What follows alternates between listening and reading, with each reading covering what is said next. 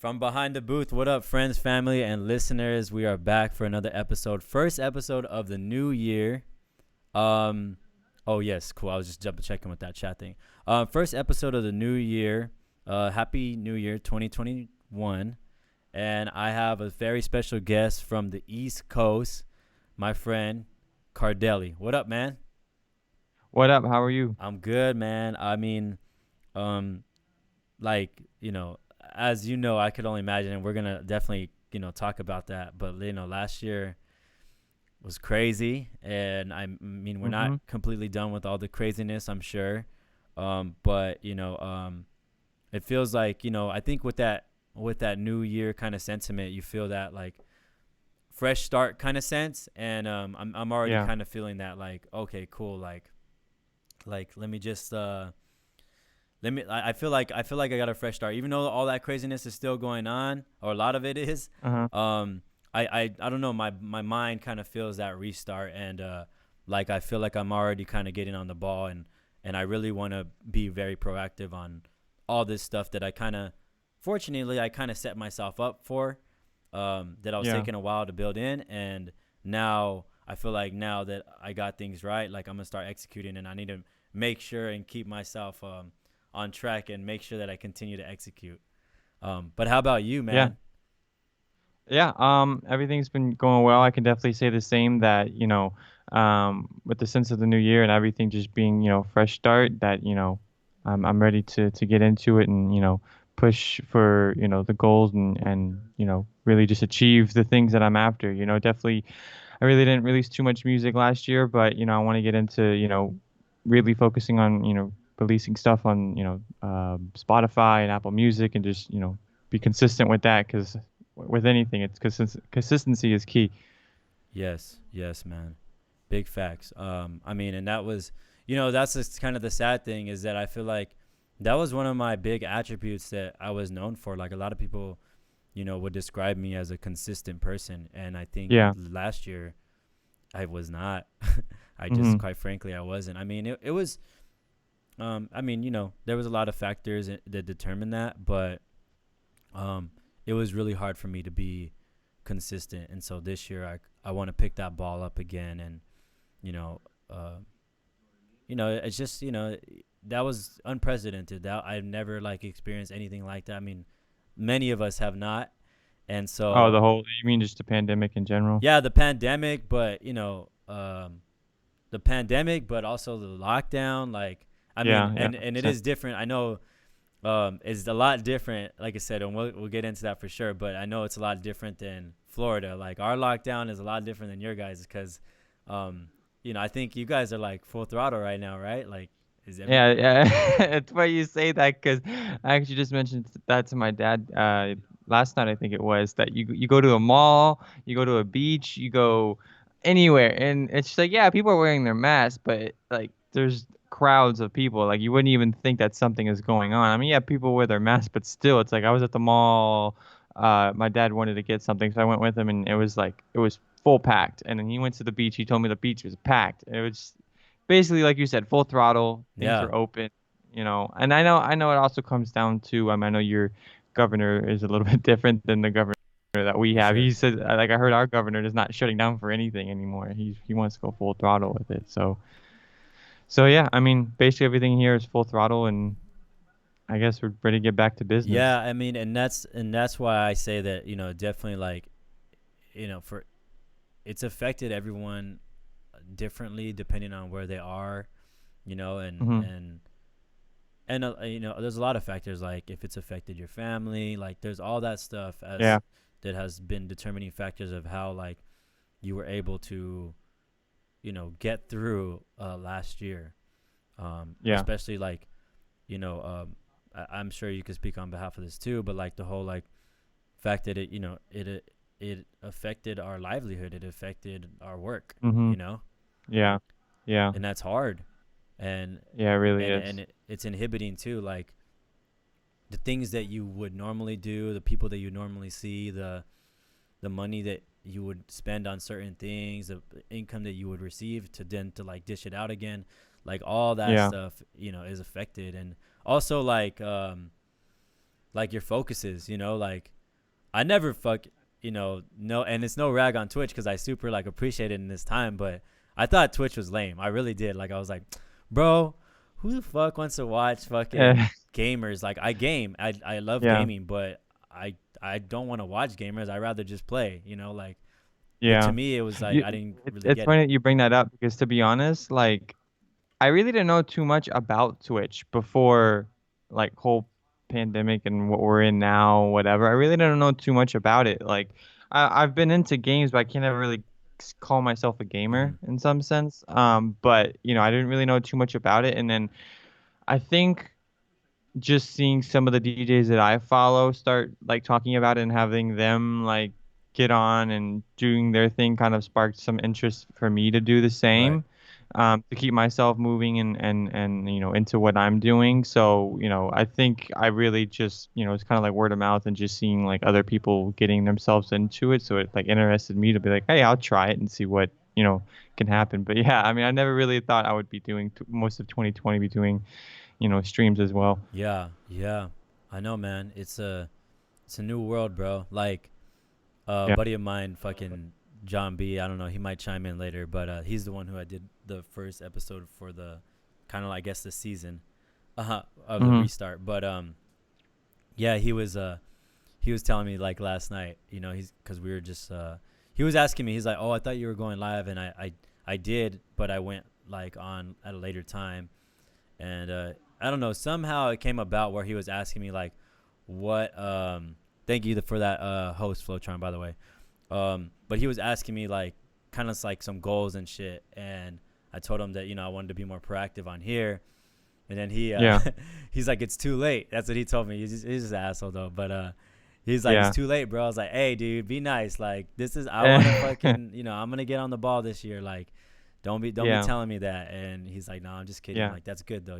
Like um like I said, it's just that he and I are always Yeah, no, talking it's shit it's to each funny that you other. say that though. Like, I know you guys were like joking and messing, but it's the same thing. I mean, it kind of crossed my mind too, where you kind of see like, originally when all this hit, like immediately got huge and streaming and DJing, doing streams on like Twitch was the big thing.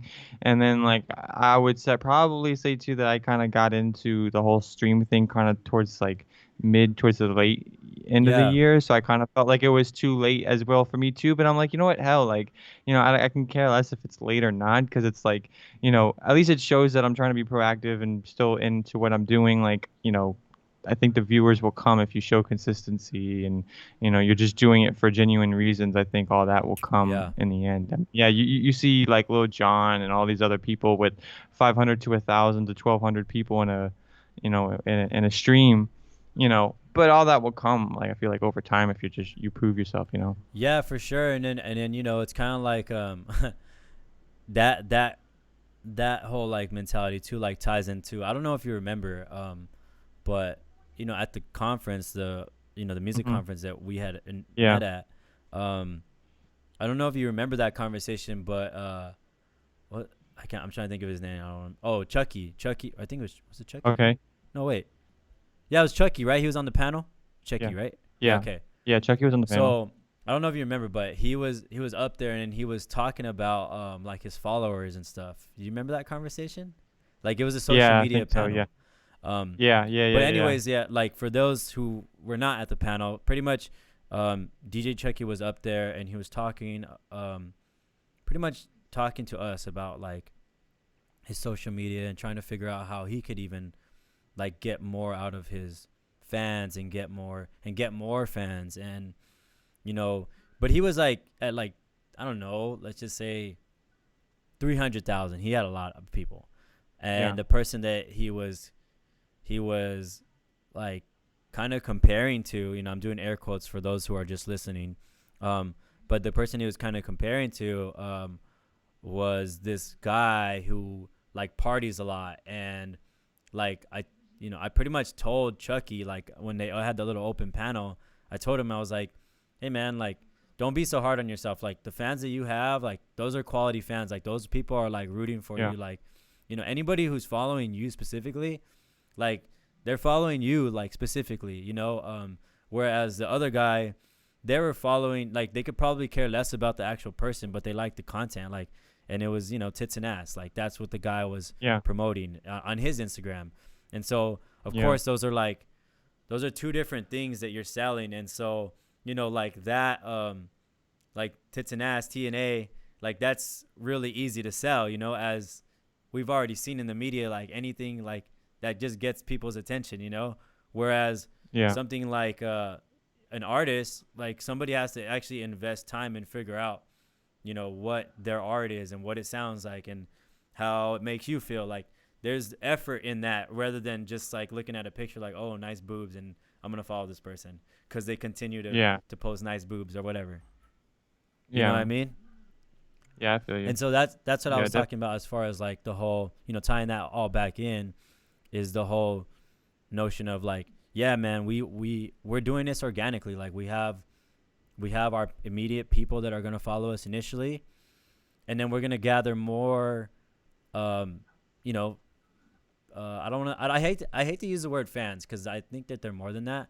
So that's why I always like to do the like friends, family, and listeners. Like whichever category you fall into. I kind of don't like to say fans, but yeah. yeah. Either way, like you're gonna get that organically, and like you said, like um, it just takes time.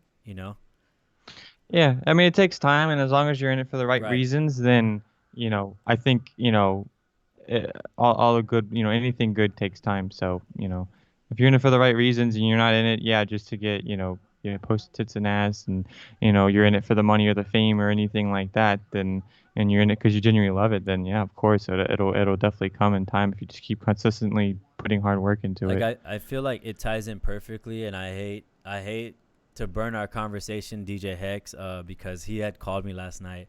Um, Yeah, but I mean, it's so relevant that I really actually do want to bring it up. And the thing that I was telling him, or actually he was telling me, was the fact that like it's so crazy that in this time you would think there is a lot of DJs on Twitch, right?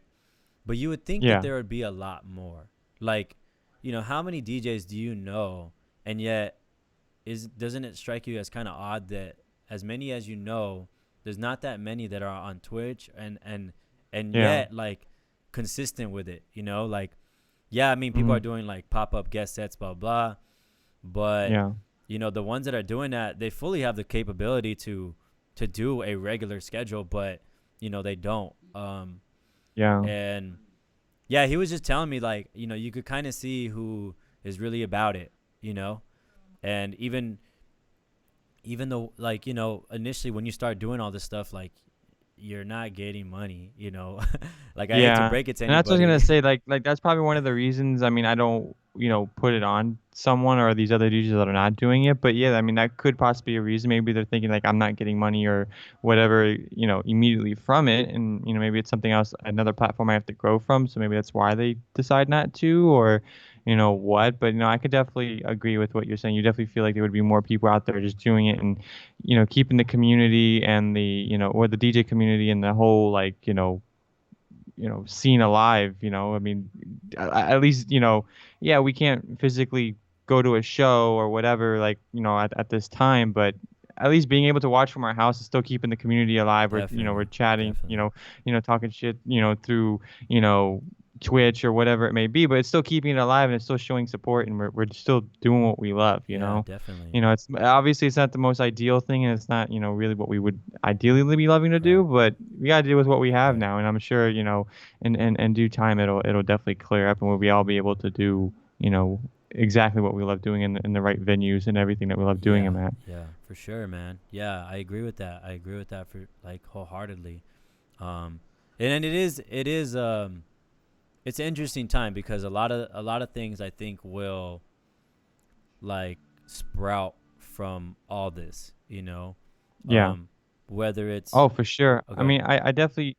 I'm sorry to No, cut you're you good. off, but no, I definitely do feel like a lot of things will definitely sprout from it, and it'll definitely show like who's generally or genuinely into this, who genuinely loves like music or genuinely loves you know the art or whatever of DJing or whatever it may be, the culture, whatever. I think I would definitely show, that as well. I mean, obviously, you're keeping yourself busy on Twitch as well, so it shows that you Trying. genuinely love, you know.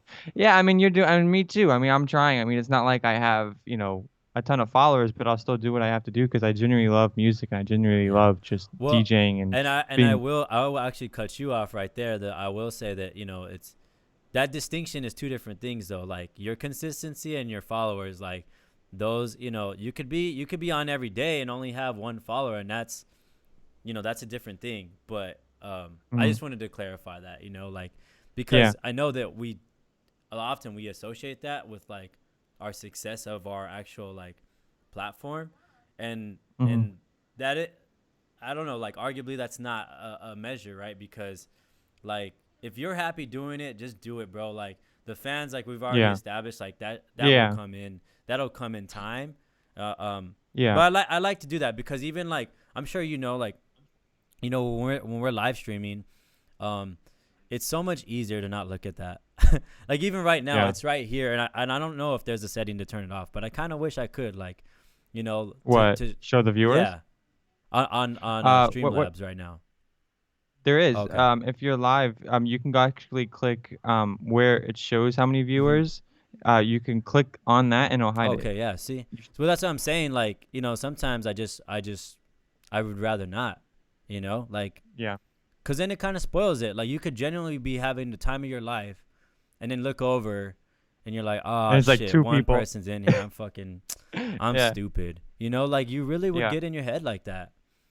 yeah, And I mean that's good. yeah. That's actually a good like what you just told me. Like I just did that right now. Like I don't want to see that. And all the more with with the podcast being on Twitch.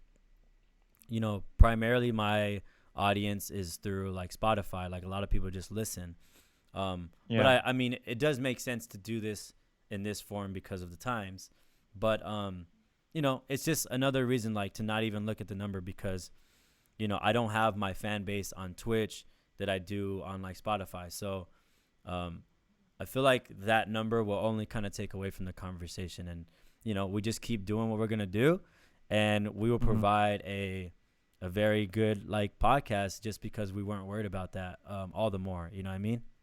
yeah. I definitely do agree because that can definitely, whether if it's DJing or whatever podcast you're on Twitch for Yeah. or live streaming on Twitch for, yeah, you look at the viewers and it's just like it can definitely ruin your vibe or Yeah. something sometimes. It get to your head. So I Yeah. definitely understand where you're coming from. So that trick that I actually told you about, I was like going through YouTube one day just trying to find cool tricks of just to learn more about Right. Streamlabs, how it Right. works, and what the guy in the video was just like you could do this, and from there I just started doing it after I learned that little tip. Yeah, I mean it's good, and I mean I would imagine like if I now that I know that for sure that I'm gonna do that, and I think once in a while I'll turn it back on, but not to Yeah, get fixated on it, and also I don't even know how like accurate that thing is because I yeah, I I agree. had people do a raid into my channel, and it still only said that I had like one viewer, but there was like clearly like I don't know at least like 30 people from the raid that I was literally just Yeah, watching.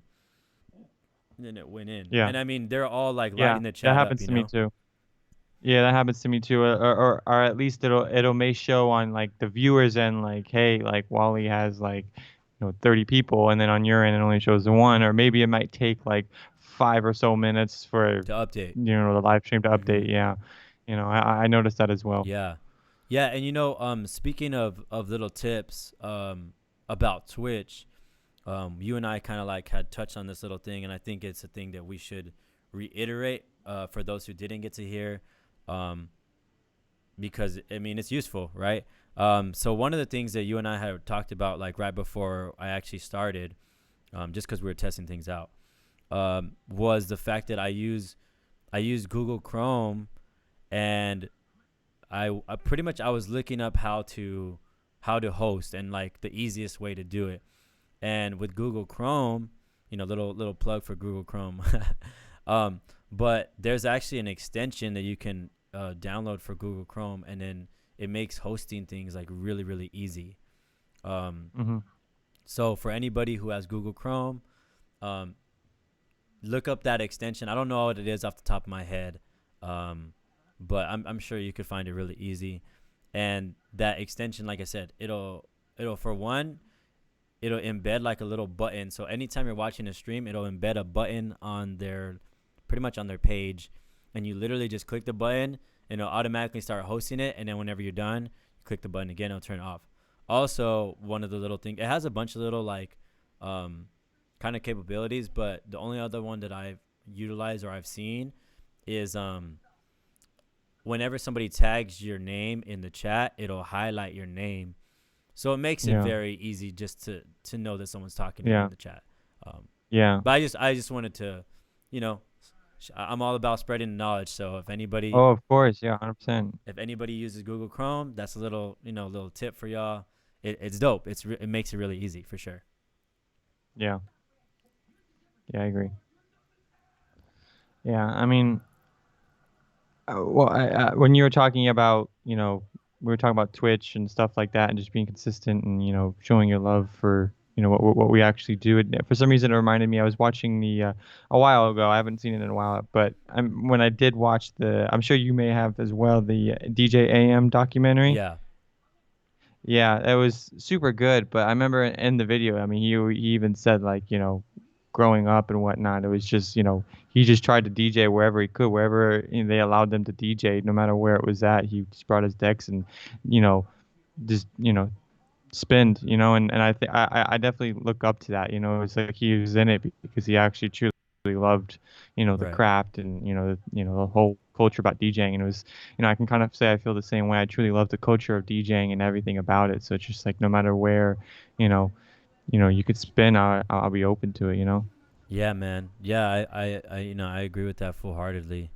Um, Shout out to the people that just joined. I appreciate you guys. Um, I don't know if you noticed Cardelli, but I have it. I have it on emotes only, and I like to do that just because I feel like sometimes people just need to sit back and listen. You know what I mean? Like just Yeah. listen to the story, Yeah. because too many times people are like, oh, I gotta say something, I gotta scream it from like a rooftop, and I gotta like blast it out there, and we're going a certain direction, Yeah. and people just want to like fill that whole thing up and just kind of drive the car. And I think the episode's for you and I, and I'm sure there's a lot of people in there that eventually I will, either we've already had that opportunity to converse, or we will get that opportunity. You know what I mean? Yeah. And then Yeah. my cousin just spammed it up. That's funny. Oh no, that's Flowtron actually. Yeah, thanks Flowtron. We see you, brother. That guy's got like every emote in the book, man. He's he's like he's like a Twitch legend right now. He's like Really? he's I need to follow yeah, him. he's a unspoken like Twitch legend right now. He's like under the radar, but a lot of like DJs are getting very familiar with him. He's actually doing a podcast tonight. I just seen with Nico Blitz. He's well, first of all, he's my friend, but also he does videography, and he's very like in that realm and like techie. Sorry, Flowtron. I Hmm. mean, you kind of like you spurred it up. So now if everybody's trying to get to know you and shit, That's funny. but he's a cool dude, man, and he listens. He's actually not a DJ, but he listens to all my podcast episodes. Because I think as well he likes the culture as well, but he also does like the entrepreneurial advice and topics that we discuss in this, because we're all us DJs are all businessmen. We Yeah. all are business people, I should say, and we got to Yeah. figure it out. You know. How old are you, Yeah. by the way? Me, I'm 25. Oh yeah, okay. And how did you start? Were you when you started? Um, I know. Well, the age, what age I started was probably like, I know I've been doing it for like at least 6, 7 years. Because I remember basically how DJing all started for me. I forgot what age exactly I started at, but I know it was around like 10th, 11th grade for me, because all through high school I was really heavy into sports. Like I played on the basketball team, Mm-hmm. and then I did a few other sports, but basketball really wasn't working out for me, and I had some like issues with my knees and stuff, so I kind of just stopped. Mm-hmm. And from there I always had a a thing for music, so I kind of just started trying music out in my senior year. I just kind of just stopped with sports, and I kind of just started being more heavy with it. So I mean, I would definitely say I've been doing DJing for at least 5 or 6 years. And what, like, what kind of like spurt started that, like, you know, stroke that interest? Just doing stuff with music. Yeah. Like, what, I mean, like, I mean, out of everything, like, why DJing? Like, did you have someone that was close to you? Like, did you I just think I randomly think grab someone? yeah, no, I think around the time, I was still in high school. It was like the whole EDM scene was kind of like getting big. It was kind of like, it was really blowing up in the States. I'm sure you know about that whole era when it was like humongous. I mean, For sure. it's still huge, but obviously like the whole Afrojack and David Guetta and all that, being on the radio all the time and whatnot was like, it was hot at that time. And I Yeah. think during that time, it really like sparked my interest. I don't know if you ever heard of an artist. Have you heard of an artist called Blau? Blau. No, I don't think so. Yeah. Okay, so he's another big one in the whole EDM world. And like he was blowing up at the time too. I remember he was like he was doing these things. It's actually his name, it's supposed to be B, but he spells it with a three and then it's Lau. And at the time, he was doing like mashups. He would do like release like mixtapes of just, crazy mashups and edits and stuff like that. And they sounded sick. It was all like all the hot stuff on the radio, and he would just mix all the hottest songs together, and he really blew up and got a name for himself, and that kind of like inspired me. Mm. Definitely like all the other, big legendary names have inspired me when EDM, really blew up around here.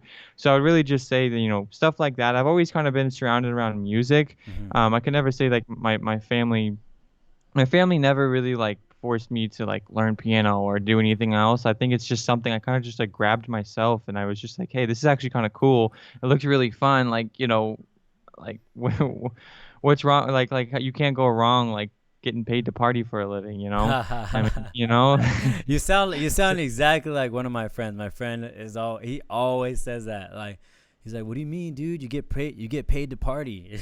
yeah. He always says No, that, bro. yeah, I mean, technically, I mean, even though like I truly love DJing for like, the culture and everything The about music, it, like I yeah. truly love it for what it is, but I mean, technically that's what we're technically doing, but You're like, the you know, bottom but line is, dude, I just like to get fucked up. yeah. I just Yeah. playing. But yeah, I mean, I kind of just picked it up myself, and during that time I was still in high school. I was my brother got me a few cracked versions of like he first got me a cracked version of Logic, and I tried Mhm. that out, and Right. then I remember trying out Ableton, and then I ended up loving Ableton, so I saved up money and I bought it, and then from there it's history from, and That's then I also that's interesting that you loved Ableton, because I feel like, to me, dude, I appreciate it now for sure, but yeah, Ableton's like, bro, like, it's just I mean, because it's a monster, it could do yeah, so much. So for me, it's just kind of like, it's like overwhelming to me. I'm just like, oh god, like yeah, the whole like making beats and stuff. Like, I haven't really tried it. I mean, I'm definitely getting more familiar with things, and I've learned some things. Um, but I feel like, for me, and this is, I don't know. This is just my way of putting it, but I feel like DJing is just like this huge mountain, and I love DJing. I'm just trying to climb this mountain, and then, yeah. like, Ableton's like right next to it, and it's just equally as big of a mountain. And so I'm like, Oh nah, yeah, the whole bro. producing world I don't want to itself, yeah, fucking I two don't want to different climb that worlds. mountain. Like, I'm gonna just stick Yeah, to this mountain, and I'm just yeah, gonna try to just keep trekking up here. But I mean, I can appreciate that mountain, yeah. But Yeah, no, it's funny and that I'll you go say up. it. I'll go up it like a mile, but I won't go Yeah, fucking to the top.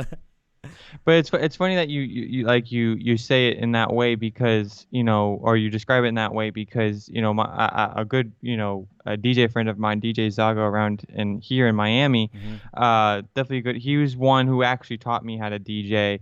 I've always respected his work and respected what he does. Dope. So I mean, he said the same thing too, that he's like where he's at right now. Like he eventually would love to cross the producing route, Right. but he's just kind of focusing on climbing the DJ mountain and getting himself well known into the Right. DJ world. And then once he can start getting his name for himself in that, then he'll grow from there. Maybe start getting himself into producing and learning about that, later on after he Right. starts making a name. So like it's Right. kind of similar to what you're saying, and I Yeah. definitely do agree. Um, I mean, for me, I mean, I try to do a little bit both at the same time. Yeah. I would definitely say I was probably a producer first before DJing, I would Right. probably say.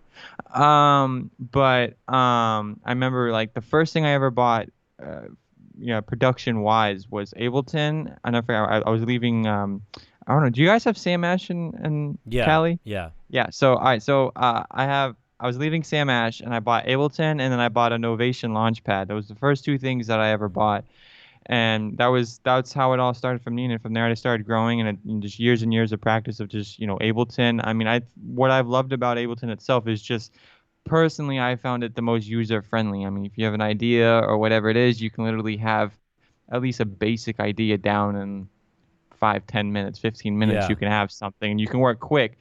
With a lot of the other softwares that I tried before getting to that one, Mhm. was there's a lot of other extra buttons and things you need to do just to do that one thing. Yeah. I just like dragging and dropping and just moving quick and getting the idea out, Right. and then you can go. Right. So that's why I've always just fallen in love with it. Sometimes, yeah, when you first look at it, it can be a little overwhelming, but with time and lots of YouTube, you'll figure it out.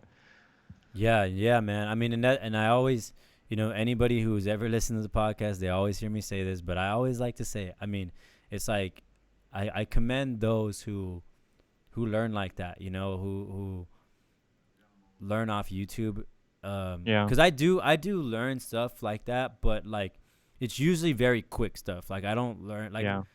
I haven't, for instance, I haven't really learned any scratches from YouTube because I'm more of a Hmm. like a in person. Like I like to do it I in see. person. I Um, agree. Of like almost like a visual learner as well, if you want to say, yeah, or hands hands-on on. learner, if Yeah, you want hands to say. on. Yeah, Yeah, I learn best like that. Like I can, like I said, I can do the YouTube stuff for like quick stuff, but as far hmm, as like if I really wanted to be like burned in here, yeah, yeah, I want to kind of do it myself. And yeah, um, I mean, but that's dope. Like I mean, more power to you if you could do the YouTube yeah. thing, because that's freaking awesome. Yeah, I Like mean, my but like go ahead. I can watch a little bit of it, but I mean, I can't sit there for hours on hours and hours of just watching YouTube. Yeah. Well, I mean, I had my friend Remy Hart. He's actually my neighbor. I had him on the podcast. Also a producer slash DJ, but producer first. And yeah, man, like he's fully taught YouTube wise. Like he had an internship at uh, I'm forgetting the school name, but he had an internship like at a producing like school production school out here. Uh-huh. I forget what it was. Yeah. But anyways, um, but other than that, he never had any like official training, and now he's Yeah. he's at a point where he gives lessons. He does lessons for students. Um, he's signed to multiple record labels. Have you ever checked out his stuff by chance? He No. does he Well, does trap music. I don't okay. know. Do you do you, No, I would love to do though. you listen to trap? Yeah, yeah, of course. I Okay. listen to it all. Okay. Well, Yeah, I definitely love honestly, to I check don't it. I don't really listen to trap, so that's why that's my Yeah. guy. I love that dude, and I will play Yeah. his stuff like for some plays, but that's Yeah. just not really my jam. Like trap is just not something that Yeah, I feel that. I really get Yeah. into. But I mean, Yeah. like I said, I appreciate it, and like when he shows me his Like shit, like festival trap, you I'm mean? like, that's dope. Yeah, I mean, honestly, I don't even. You'd have to check it out. I don't know how to like Yeah. to pinpoint the genre like that, Yeah. but yeah, he's dope. He's a good dude, and like I said, we have a podcast, so you can go ahead and you can peep that out Yeah. whenever you have some Yeah, time. 100%. Also very nice person. So if you Yeah. ever wanted to like collab with him or something like that, like he told me too. I recently had that conversation, but he's like, as long as your stuff is like quality, then Yeah. I'll mess with you because as you climb the ranks, like people, you want somebody who's kind of like at your level. You don't want to be like, teaching someone everything as far as like a I agree. collab. Yeah. I'm sure, yeah, you can And, relate. I mean, you mentioned, like collab, and then you also mentioned, how like, he was also self-taught, and it was like, I think it's just like, I agree with that like so much, obviously being that I was nearly the same way, Right. and I think just for producing and DJing, like that's really what it comes down to because it's really just like teaching yourself, collaborating with people, like you teaching them or them teaching you. Like that's why, collaborations are so good because you guys can learn from each other.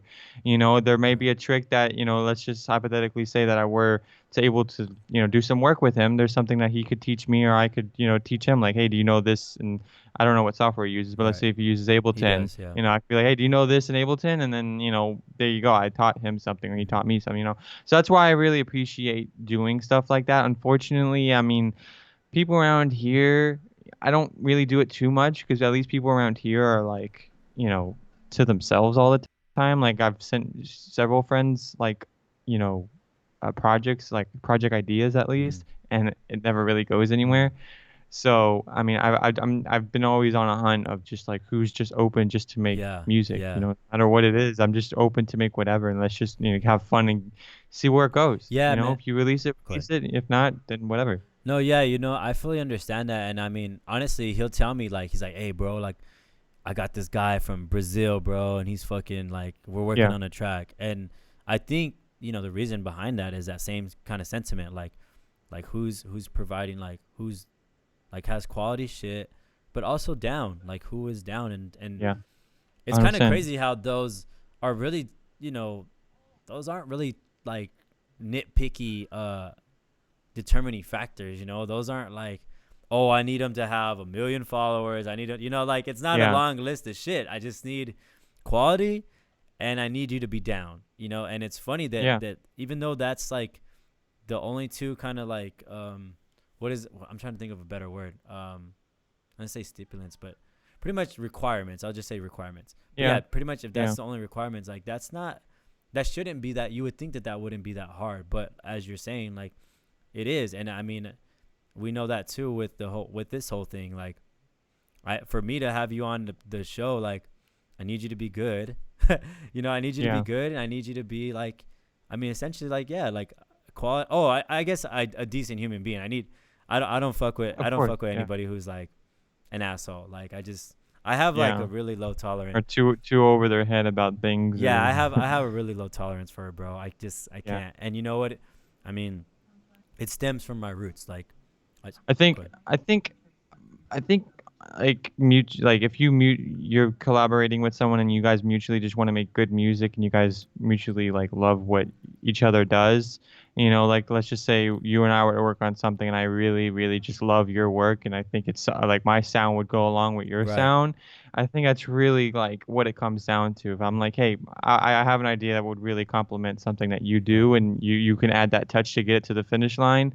I think it's really what it comes down to and not worried about like, like you said, like, I'm not working with you just because you have 1 million followers or you have this or that. Like, I just genuinely love what you do and we're gonna grow together and we're Yeah. gonna, you know, make something happen, great together. Yeah. You know? Yeah, and that's why I always talk about too, like, because I'm a very like advocate of self awareness, and I always tell people too to like, like try to recognize your allies. Like, there's people that really want to help you, and Yeah. like, let them. Like, sometimes it's so Yeah. hard for you to like just let someone help you, and because Yeah. you get that whole mentality, like, I want to just do it, I want to do it myself, blah blah. But sometimes you need help, and like Yeah. with this, And like, it's not bad to ask for this it. is a simple, I mean, this is a simple form of help, but I mean, it is help. Like, arguably I can't do this show without a guest. Like, I Yeah. mean, I could, but that's not my vision. That's not how I want it to work. So Yeah, of course. this is a collaborative effort. Yeah. So, And I think it comes down to, accepting that like, yeah, you're not gonna be great at like like whatever it takes to become a DJ, you might not be great at every little right. aspect of it. Let's just hypothetically say you're not good at the posting part or the social Yeah. media part.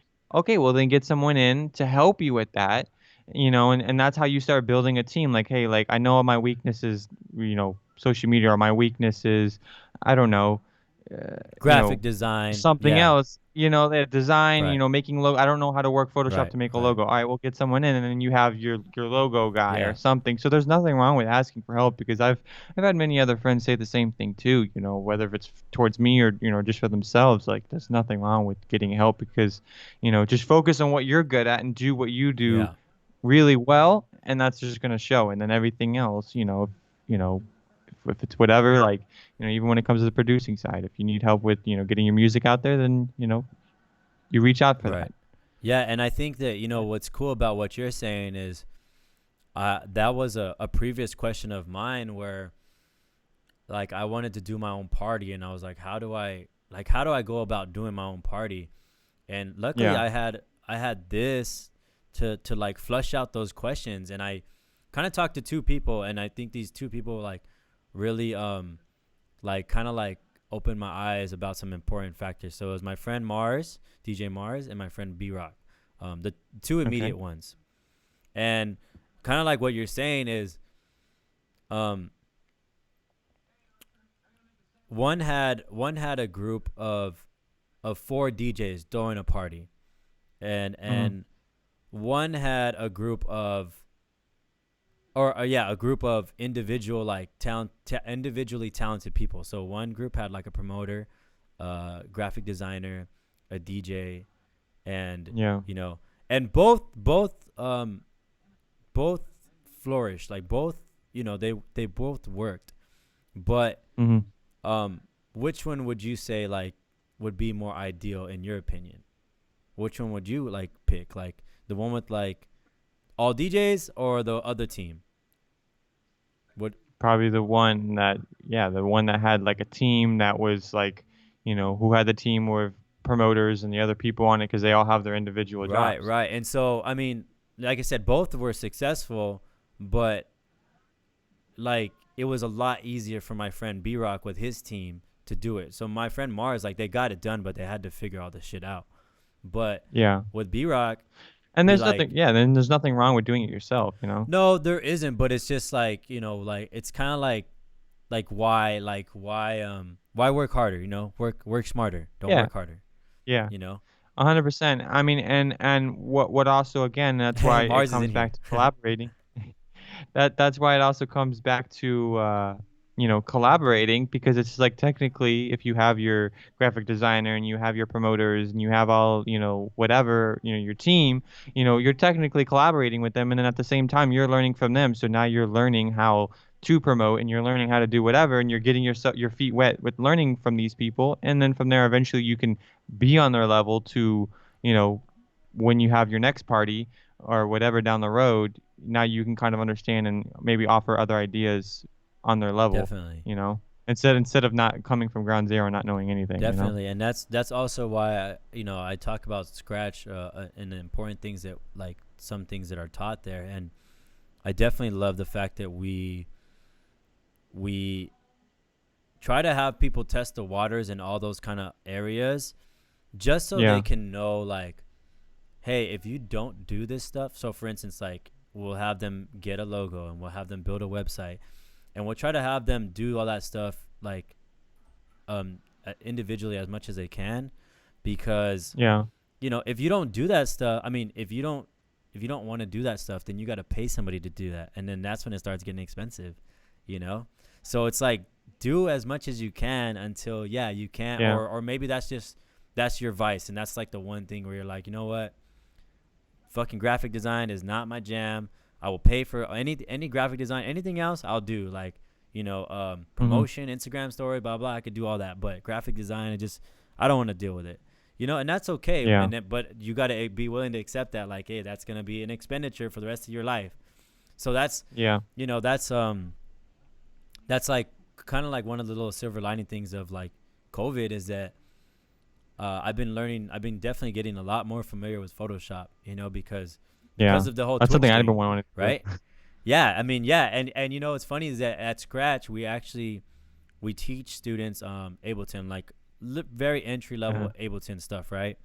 Just because Yeah. Ableton's so crucial to DJs nowadays, and making your edits and making an intro, like even though it's like really quick stuff, like that stuff is it's really helpful to you, right? like making Mm-hmm. transitions. Like it's really Yeah. easy stuff, but really important to being a DJ nowadays. But also, I was telling a friend of mine is like arguably, I was actually telling DJ Revolution, and I was saying like arguably like Photoshop is almost like right there with it. You know, like Photoshop is so Yeah. important, or like some type of graphic design program.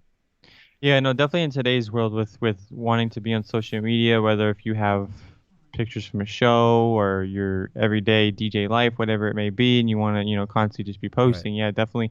And that's why I've been wanting to at least, I don't want to be like, or not saying I don't, but as long as I can achieve being at knowing a basic knowledge of Right. Photoshop, I'll be happy, and then I'll probably learn more from Right. there.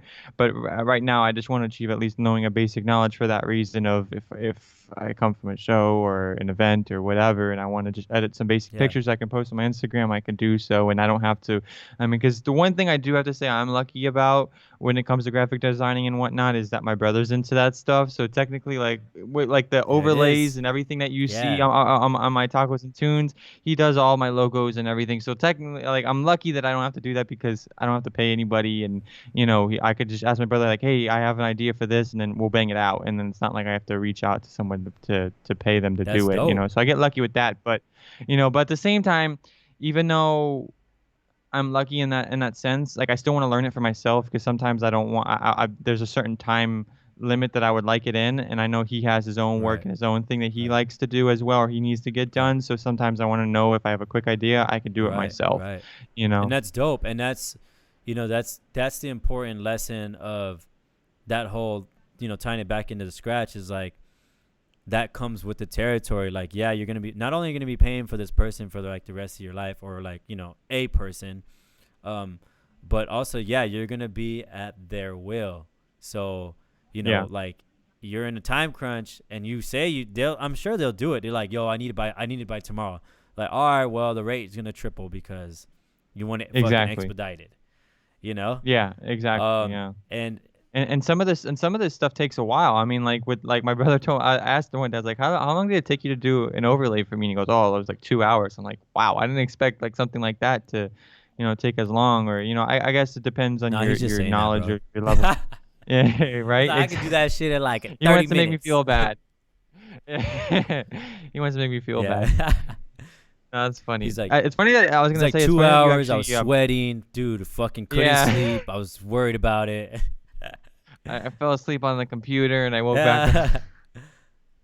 No, but it's funny that you actually mentioned Scratch because I was very close to applying for the one in Oh yeah. Miami. There's one in have you I don't know have you heard of Wynwood in Yeah. Miami? So there's one in Yeah. Wynwood, and I went with a friend probably 2 or 3 years ago or something like that, and I was like very very close to doing Mm-hmm. it and applying. I seen that the classes I wasn't gonna do the DJing. I wanted to do the production one, and I seen like classes were around like 1,000 or something like that, or 1,200 Yeah. bucks or something like that for like 12 or 15 classes, and I was like, I don't know, and then I ended up never doing it because I always just enjoy doing it myself or just learning from friends or whatever it may be. So I ended up just never doing Right. it. But when I went into the one in Miami, it was really nicely, put Right. together with the booths of decks around, and then they had a very nice production room in the Right. back, which was really nice. Yeah, man. Yeah, I know. Honestly, I never been to that one. I actually haven't visited.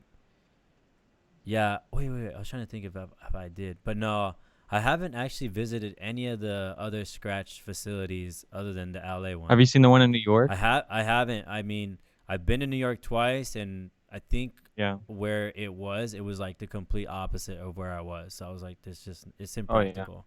Like I Yeah. I was hoping to kind of run into it, or it be kind of like I'm in an area, and then it's kind of like down the street, so I could just go a block over. But nah, it Yeah. never. It was like I said, it was just too far Too out of the way. to where I Yeah. was, and Yeah. given the time that I was in New York. um Yeah, no, I understand. I mean, definitely puts out a lot of quality work. And even though I haven't personally been able to been like a student or whatever there, like I have always appreciated like the videos that they've posted, whether it's for DJing or whatever on YouTube. I've always paid it and like watched a lot of DJ Hepa videos. I know he's really good at putting out good videos on YouTube for Scratch, and Um, even though I've been able to pay, the YouTube ones have really helped me. Yeah, yeah, man. I mean, and, and that's one of the things that unfortunately I didn't get to do, but I really wanted to connect the community a lot more amongst Scratch, amongst the country, like pretty much like Scratch facilities are kind of very individual. So, Hmm. like the LA facility, like everybody kind of like runs it their own way. I mean, the program more or less is the same, but they kind of like they let you really do. If you're the director of Scratch, like they let you do kind of like what you want to do. They really kind Yeah. of give you full reign.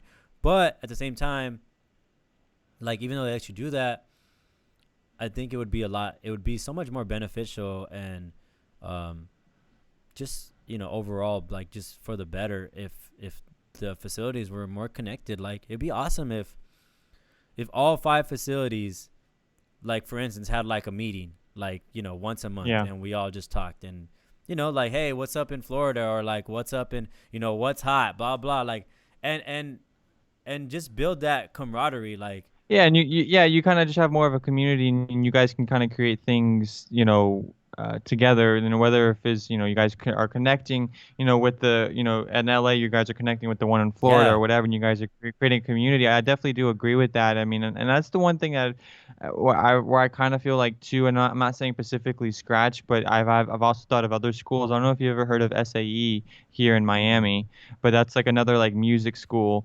and like I've thought about going there as well. There's also the other one. There's one in Orlando. I went studying Full Sail. Have you heard of Full Sail No, University? I never really looked So into that's that. like music production other than like Music Institute. That's the only thing I could think of off the top of my I head. see. Yeah, I mean, there's other like music schools, and they don't only teach just production. They also teach like audio Mm-hmm. engineering and like other like things in the music Right. world. But the reason why I've never really gone to those is, I mean, at least specifically SAE is because I heard about that one that like you can get your degree or you can graduate or whatever it may be, and then like you're on your own from there. It's like they don't like try to help Right. to connect you, with other, maybe people in the industry or whatever to keep it going. Right. It's just kind of just like up to you. Yeah, I mean, I think that's probably just like an old model, and I think that a lot of people are just like just really kind of just milking that model, because Mhm. even um even college is like that, like Yeah. college is you could literally go to college all 4 years and then finish and then not have any ties to anything. If you just literally go to Yep. class, you go home. Like it really could be Yeah. like that, and that's why people whenever they kind of give advice at like the panels for colleges and stuff like that.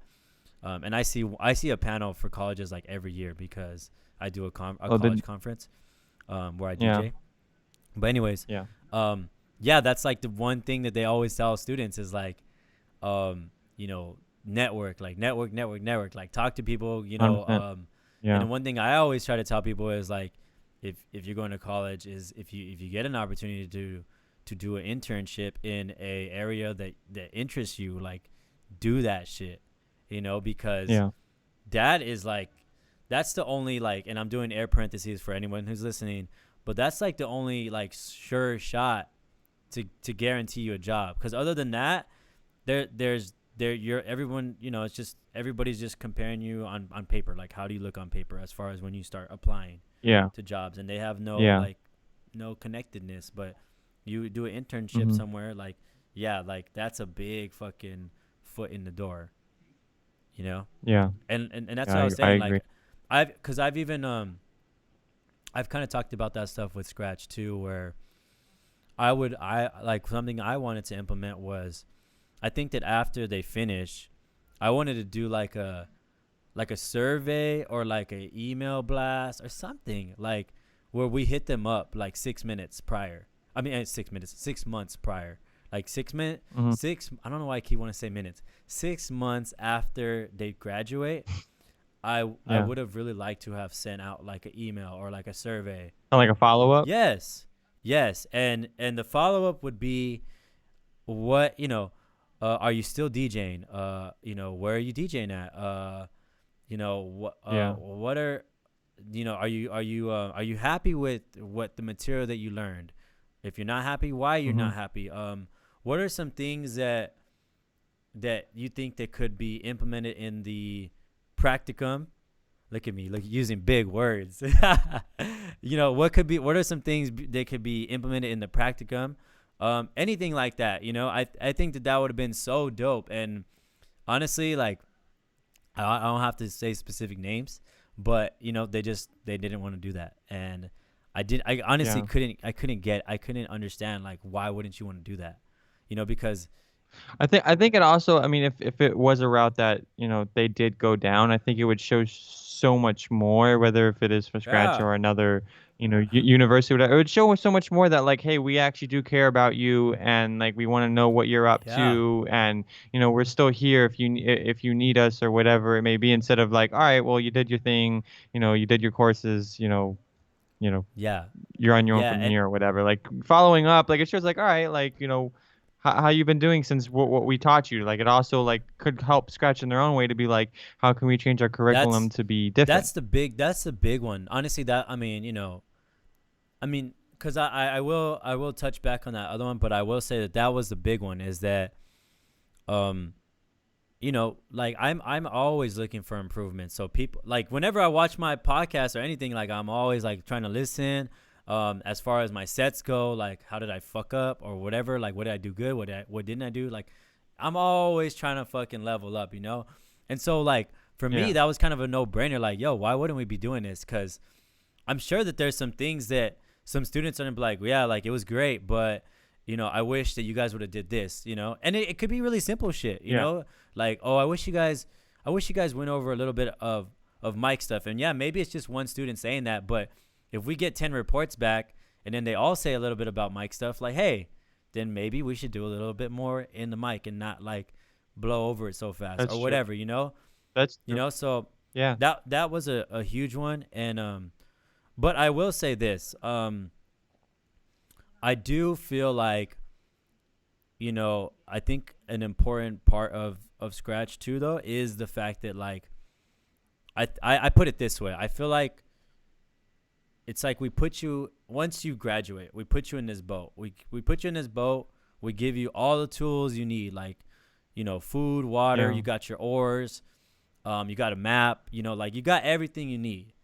And then we Hmm. we shove you off, like, we push you off, and then you go like 10 feet, let's just say, right, from the shore. Um, Now it's up to you. Ultimately it is up to you as to, like, Yeah, if you're just gonna stay in that one spot that we pushed you, or you're gonna start fucking rowing that bitch and then start, making yeah. some moves. And I will say that part I think we do well, because it is, ultimately it is up to you, and no one's gonna fucking drag you through the sand. No one's gonna hold your hand the entire way. Yeah, I mean, you can definitely get a good that first initial push, but and it's good to follow up and stuff like that. But yeah, it is solely up to you to keep the boat moving and keep going deeper into the ocean. And honestly, just like thinking about this out loud with you is like, dude, if if we sent that follow up and then they said, you know what, man, like, I feel like I wasn't ready, like like a little light bulb will go on in our head, and it's perfect. I mean, it's perfect in both senses. It's perfect because it's an easy pitch, like, oh, well, why don't you come back and do some more private lessons? Boom, that's more money. Hmm.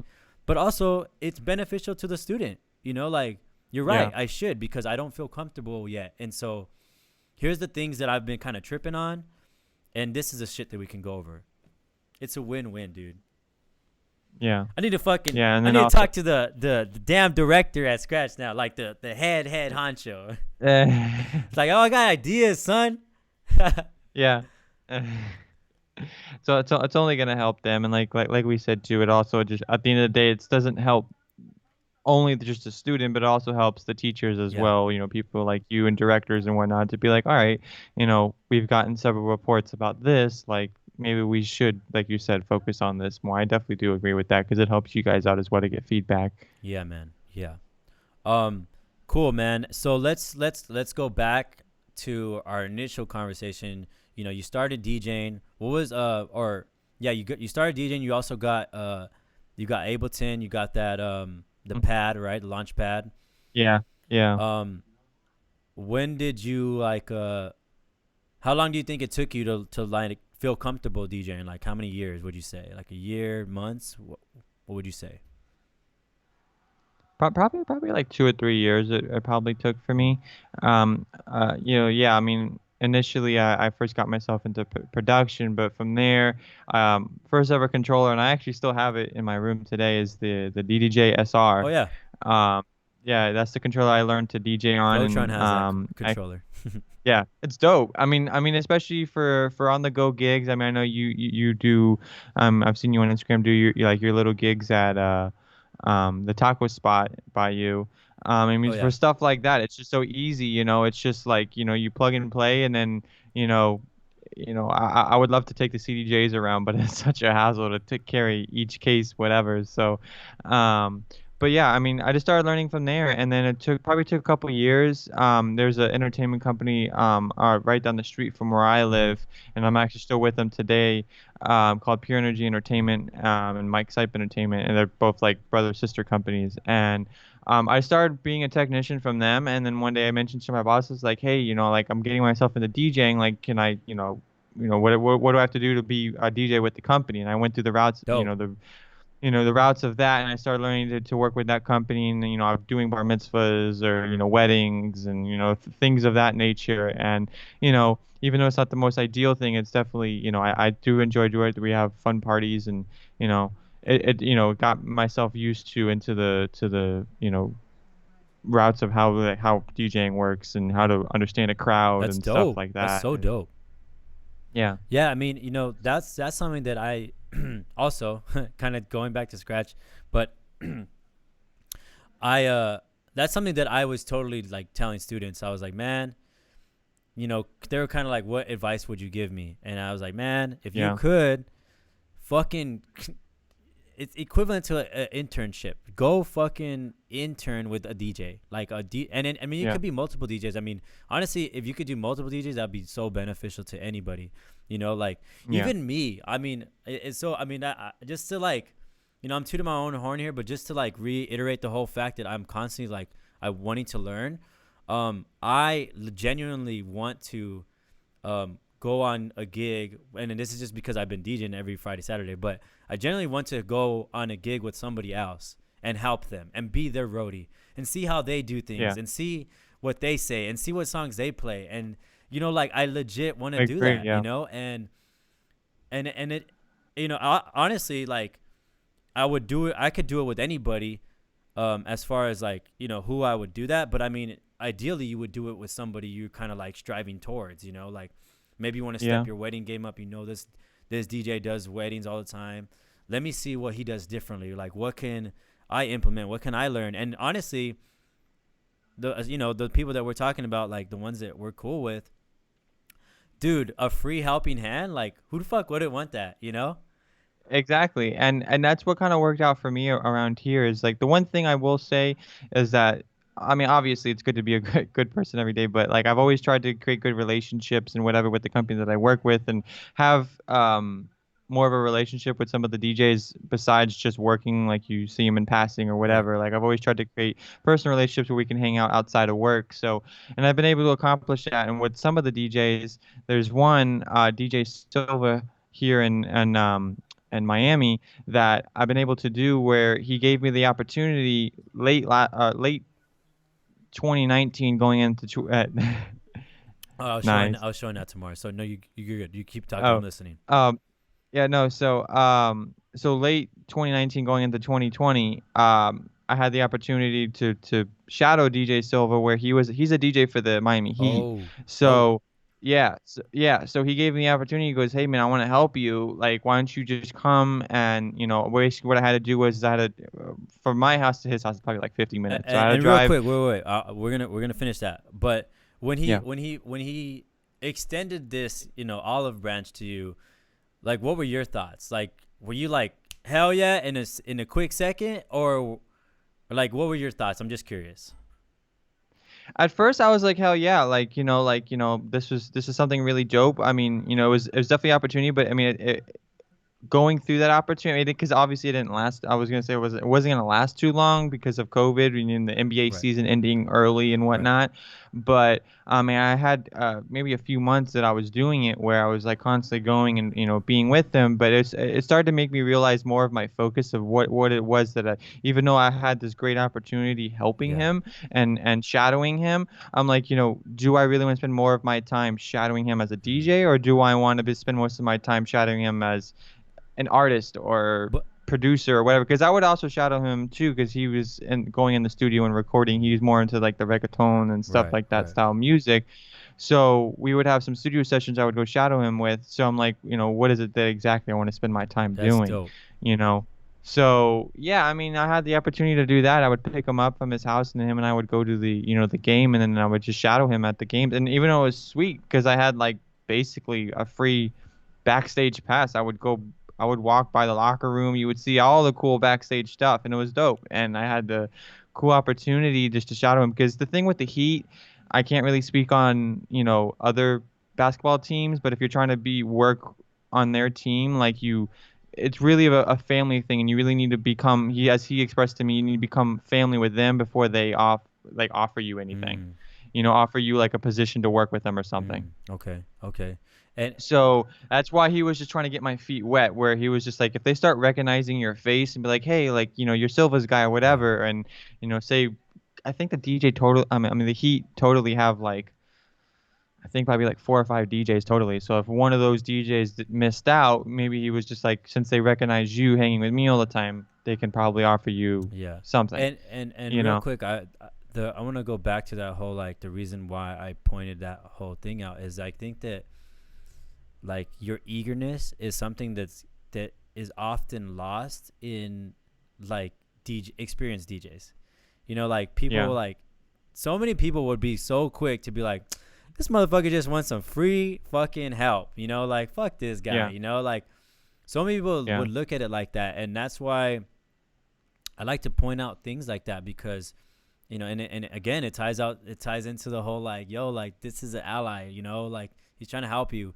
And I mean, and the important thing is what you said is so dope too, is like the fact that you realize that this wasn't really like particularly like your focus, but you didn't shoot it down. I mean, even if you had An opportunity is an yeah, and opportunity. even if you had known that from the jump, it's like something that for me, like I probably would still do it at least once just to do it, just to get, Yeah. just to get. At least for like a season and do it, and like you say that you learned or you met people, because it's just like, even though it might ideally be what you Right. want, there's still something that can come Yeah, out of it. You might be able to meet some people, especially obviously being in Miami.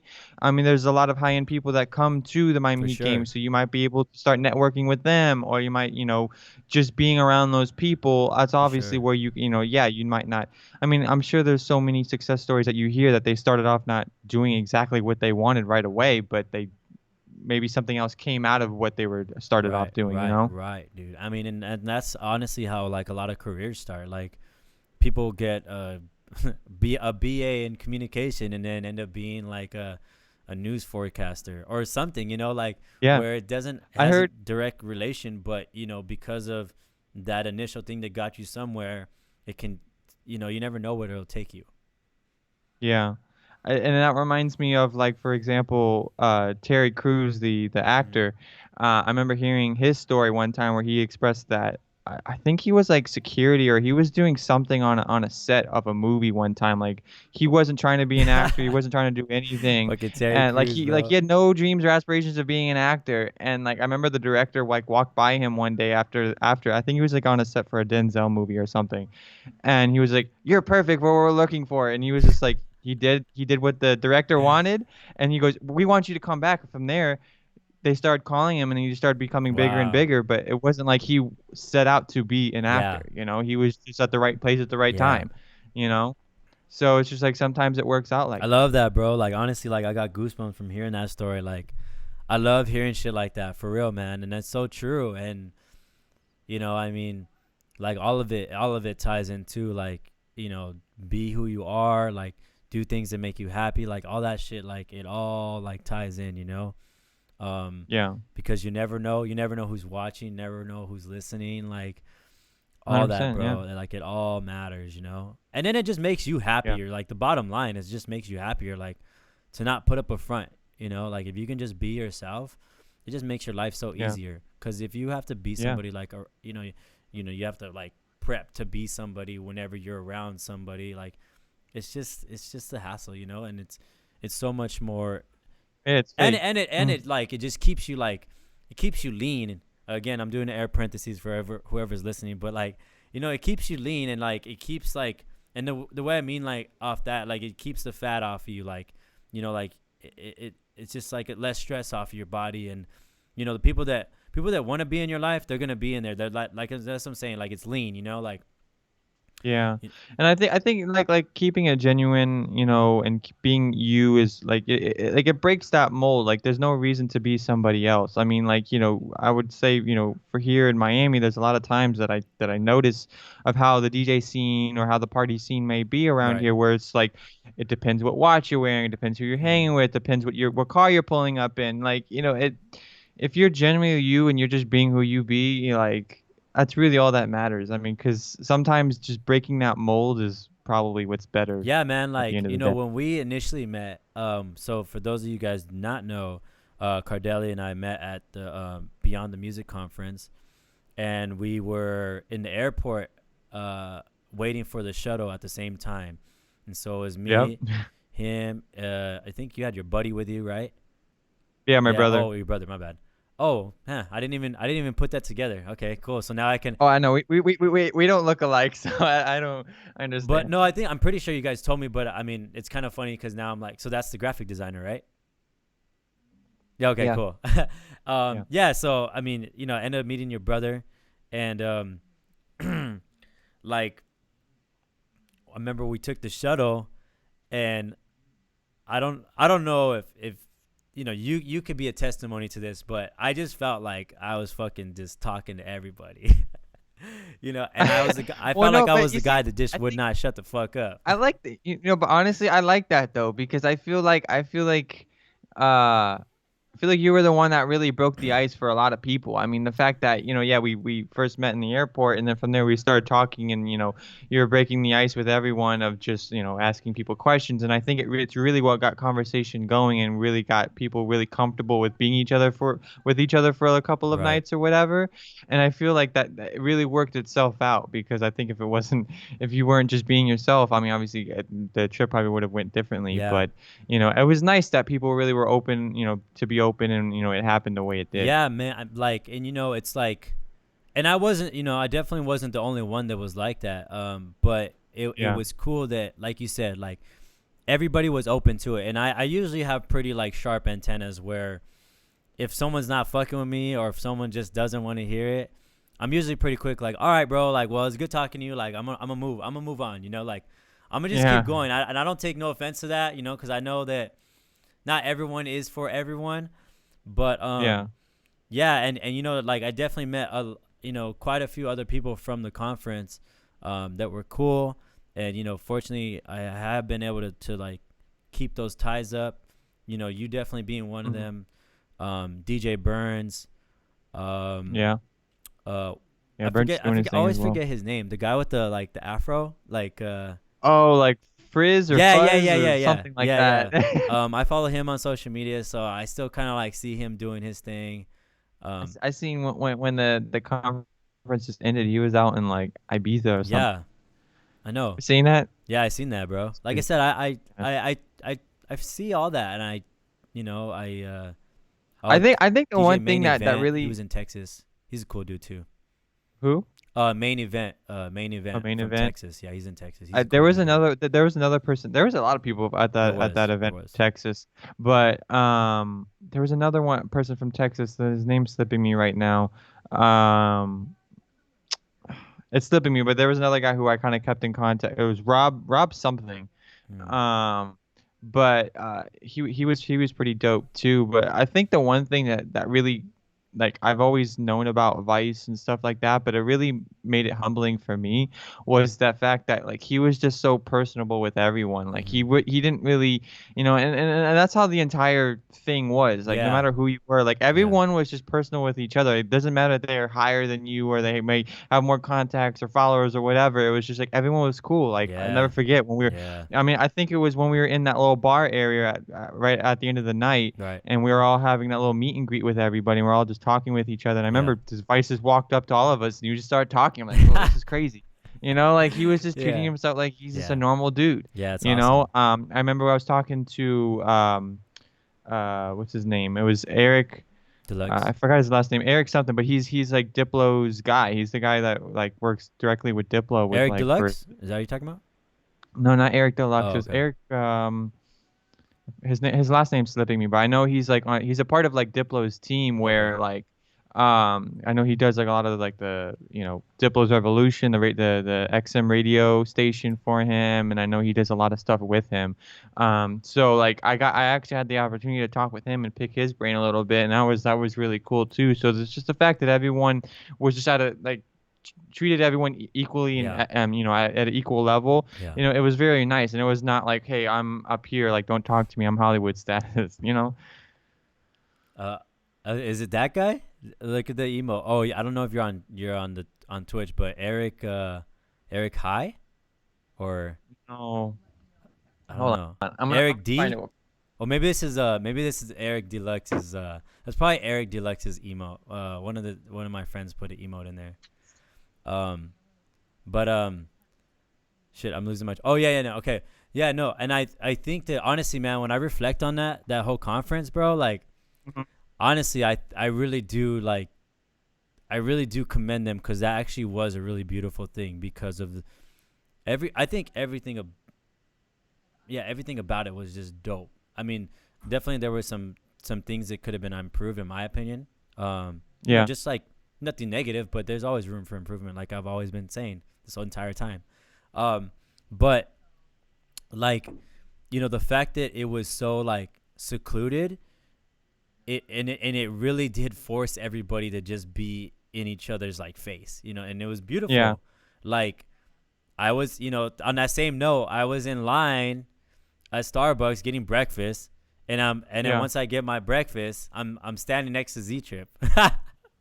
yeah, I'm standing next to Z Trip, and I look over and I was like, "Hey man, what's up? Are you gonna hit the slopes or what?" And he's like, "Oh man, I didn't bring my board." He's like, "I know it looks beautiful out here, right?"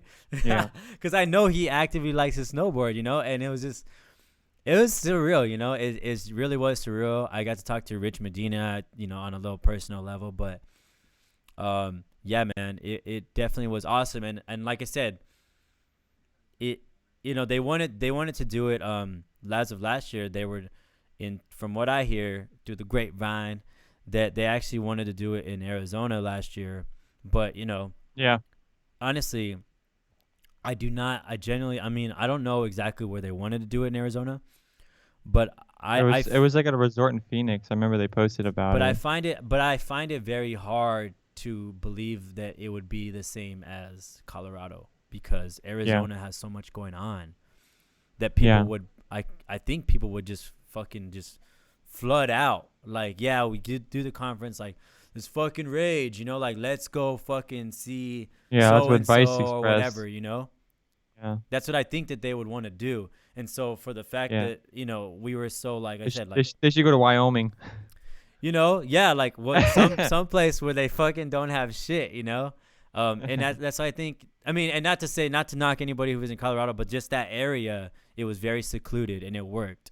Oh yeah, It was like we were on it an was dope. island. Like, it was an hour, maybe a little bit more than an It hour. was crazy going. It was crazy going through those mountains and those windy Yeah, roads bro. just to get to where we had to go. Yeah, we were. I know, yo, I don't know if I ever told you this, but uh, I when I was at the conference, um, I I realized that I forgot my eye solution because I wear contacts. Mhm. So I didn't have any eye solution. I'm like, oh crap. I And think. I needed a special eye solution because there's a certain one I use that used to like burn my contacts, my eyes. So I had to find a new one. So I forgot it. And lucky enough, one of the guys that I met there at the conference he actually lives in Colorado and drove his car to the conference. So he was nice enough to, in the middle of the night, we had to find like a random gas station, and they sure enough had what I needed. Wow. But like it was crazy, just like literally being in the middle of nowhere. We Yeah. had to drive like 30 minutes just to find, Yeah. something. But Yeah. you're right, like it was literally in the middle of nowhere, Right. like just mountains around you. I don't even really remember having good cell phone service either. No, yeah, and I remember there was an event that was actually kind of like somewhat close. Like it was in Colorado that was going on. It was Motown Mondays, but it was out there, Yeah. and there was a like a good DJ playing there, and people were in talks about going, but I was like, man, it's like an hour away, so that's gonna be some money on the Yeah. Uber or whatever, and then we had an early morning, so I was just like, nah, like I'm just gonna stay here, and it's cool because I think a lot of people had that same sentiment. Yeah. I will say, Yeah. I don't know if you remember or if you seen, but like the altitude was fucking some people up. Did you see that? Oh yeah. Yeah, yeah, it was. For sure. And then when I got back, I noticed a little bit different, because I know my body's not really used to being that high. So like I noticed a little difference when I was like tired and, Mm. I noticed some things. But yeah, I mean, we were definitely up there. Um, and it was definitely a really dope experience. I would love to go back. I mean, just looking out and at that time of year, just seeing all white and the icicles and everything. It's not something I'm normally used to Yeah. being from Florida. So So winter wonderland for sure, bro. 100%. The name that I was telling you about before about Diplo's guy's name is Eric Oh, okay. Hamilton. Yeah, super dope guy. I've been following him for a little. I know he's more in the behind the scenes Right. part of what Diplo does, but definitely a dope guy. And when I had the opportunity to talk with him, on a level like that was really really cool. Yeah. Did you guys actually like do you guys actually talk now?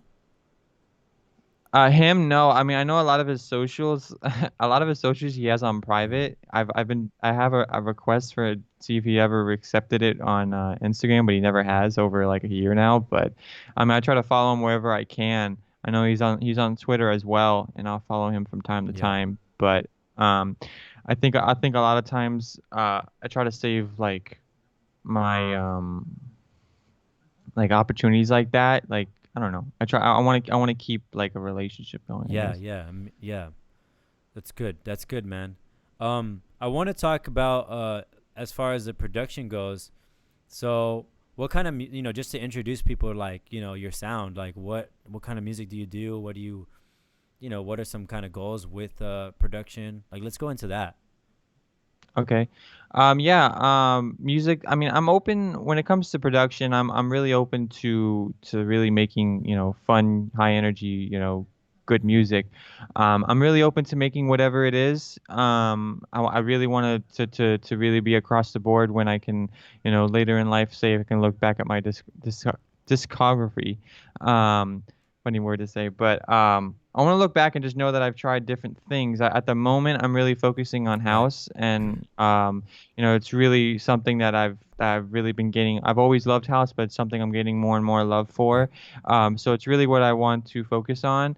But yeah, definitely down the road, I would love to look back and know that hey, I tried a little bit of this or I tried a little Right. bit of that because I've listened to it all. It's not just growing up. I've listened to one specific thing. I mean, I've listened to so many different things, and so many different artists from different genres have inspired me.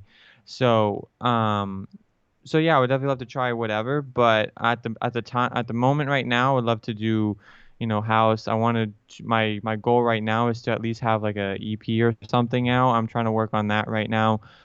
Just have maybe 5 or 6 songs on it or something, and then just put it out to the world and have them enjoy it. But that's really where I'm at right now.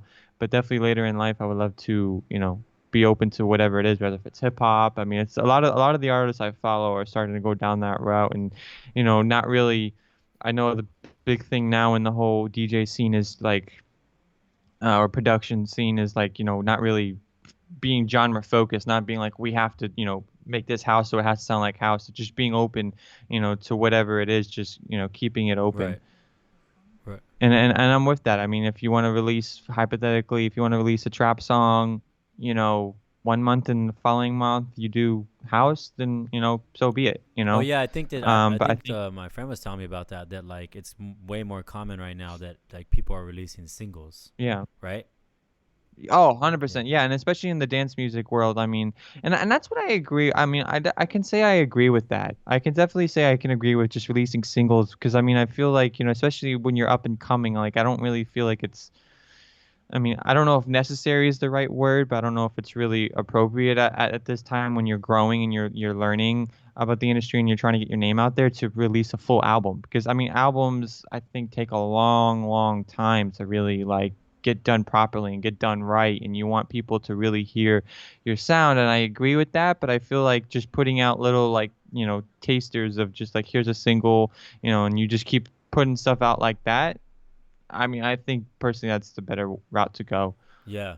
Maybe later in life when you have more of a following and you figured out the industry and stuff like that, I feel like it'd be more worth it, at least in my opinion, to do something like an album. Yeah, well, I also hear from, especially from, I've had this similar conversation with Remy, but he was telling me how like doing like what exactly what you're saying, as far as like working on different types of sounds. It's good. It's good too because just like anything, you'll pick up tricks or pick up things that you like or sounds that you like from Yeah. this type of music, and then you can build a better like version of that music anytime you build it. So if you And you can bend genres. yeah, I exactly. mean, So go you ahead. Actually, you can go ahead. Yeah, no, I'm just saying you can bend genres. I mean, if you start, finding influences that you like Yes. about trap, and then you also like find influences that you like about house, try mashing them Yeah. two together. I Yeah. mean, it's been happening for a while Yeah. now. That I mean, I know Avicii tried doing country with, rest in peace, but I know Avicii tried doing country with EDM, and then, I mean, sometimes, these things, when artists have these ideas, sometimes they work, sometimes they Right. don't, but you know, um, but yeah, I mean just genre bending and just creating a new sound you know just through experimenting is really what it takes, Yeah. just experimenting, having fun, keeping your ideas open and trying thinking outside the box you know Yeah. I mean, perfect example. There's a rap in a what is it? A rap in a country song called Old Town Road that like fucking yeah. skyrocketed through the fucking country, and it's a combination of two different like two.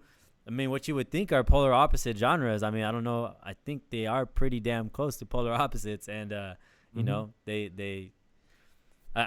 It's funny because like I don't know if you remember the movie what's it called, Pineapple Express, but it's kind of like when he's describing the weed, he's like, they got that Northern Light shit, and then they Yeah. fucked.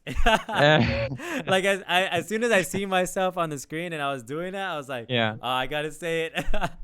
that's funny, that's funny. I couldn't resist. I could not resist.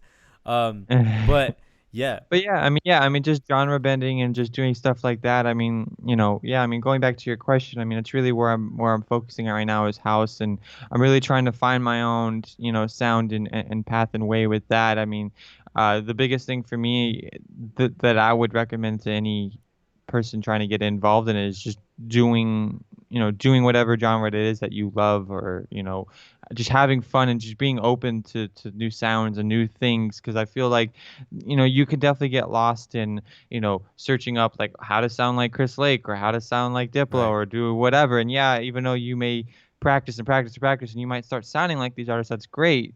You're not really standing out from these artists. I mean, I feel like to really stand out, you need to have something that interests them or interests the world, because the world has already seen Skrillex, the world has already seen Yeah. Diplo, they've already seen Chris Lake, they want to see you and what you're about, Yeah. you know. So, Amen.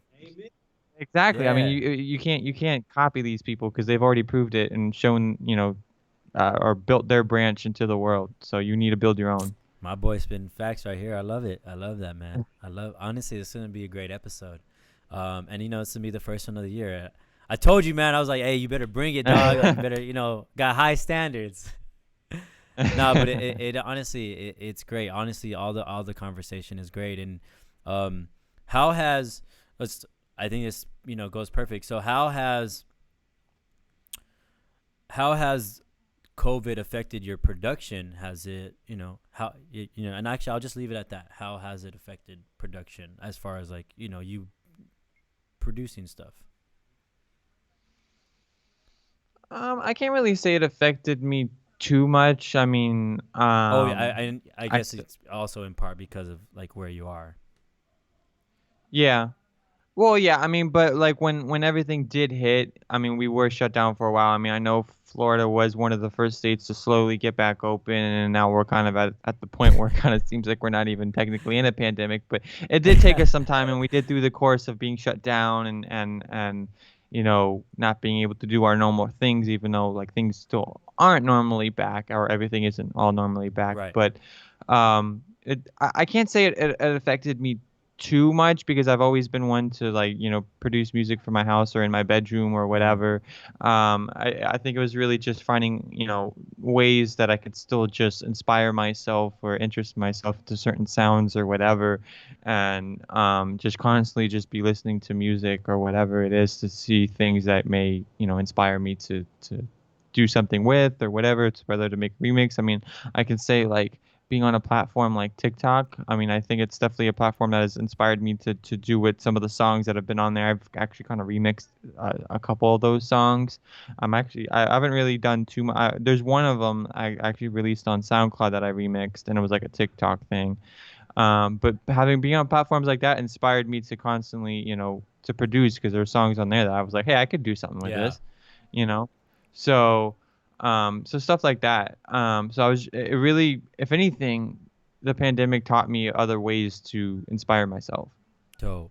Dope. That's good, man. I mean, that's that I think that is important. That I hope that a lot of people listening, I hope that they have had reflection time in doing something like that where they've you know 2020 sucked. Like quite frankly, I genuinely will say it sucked, but there were some silver lining things.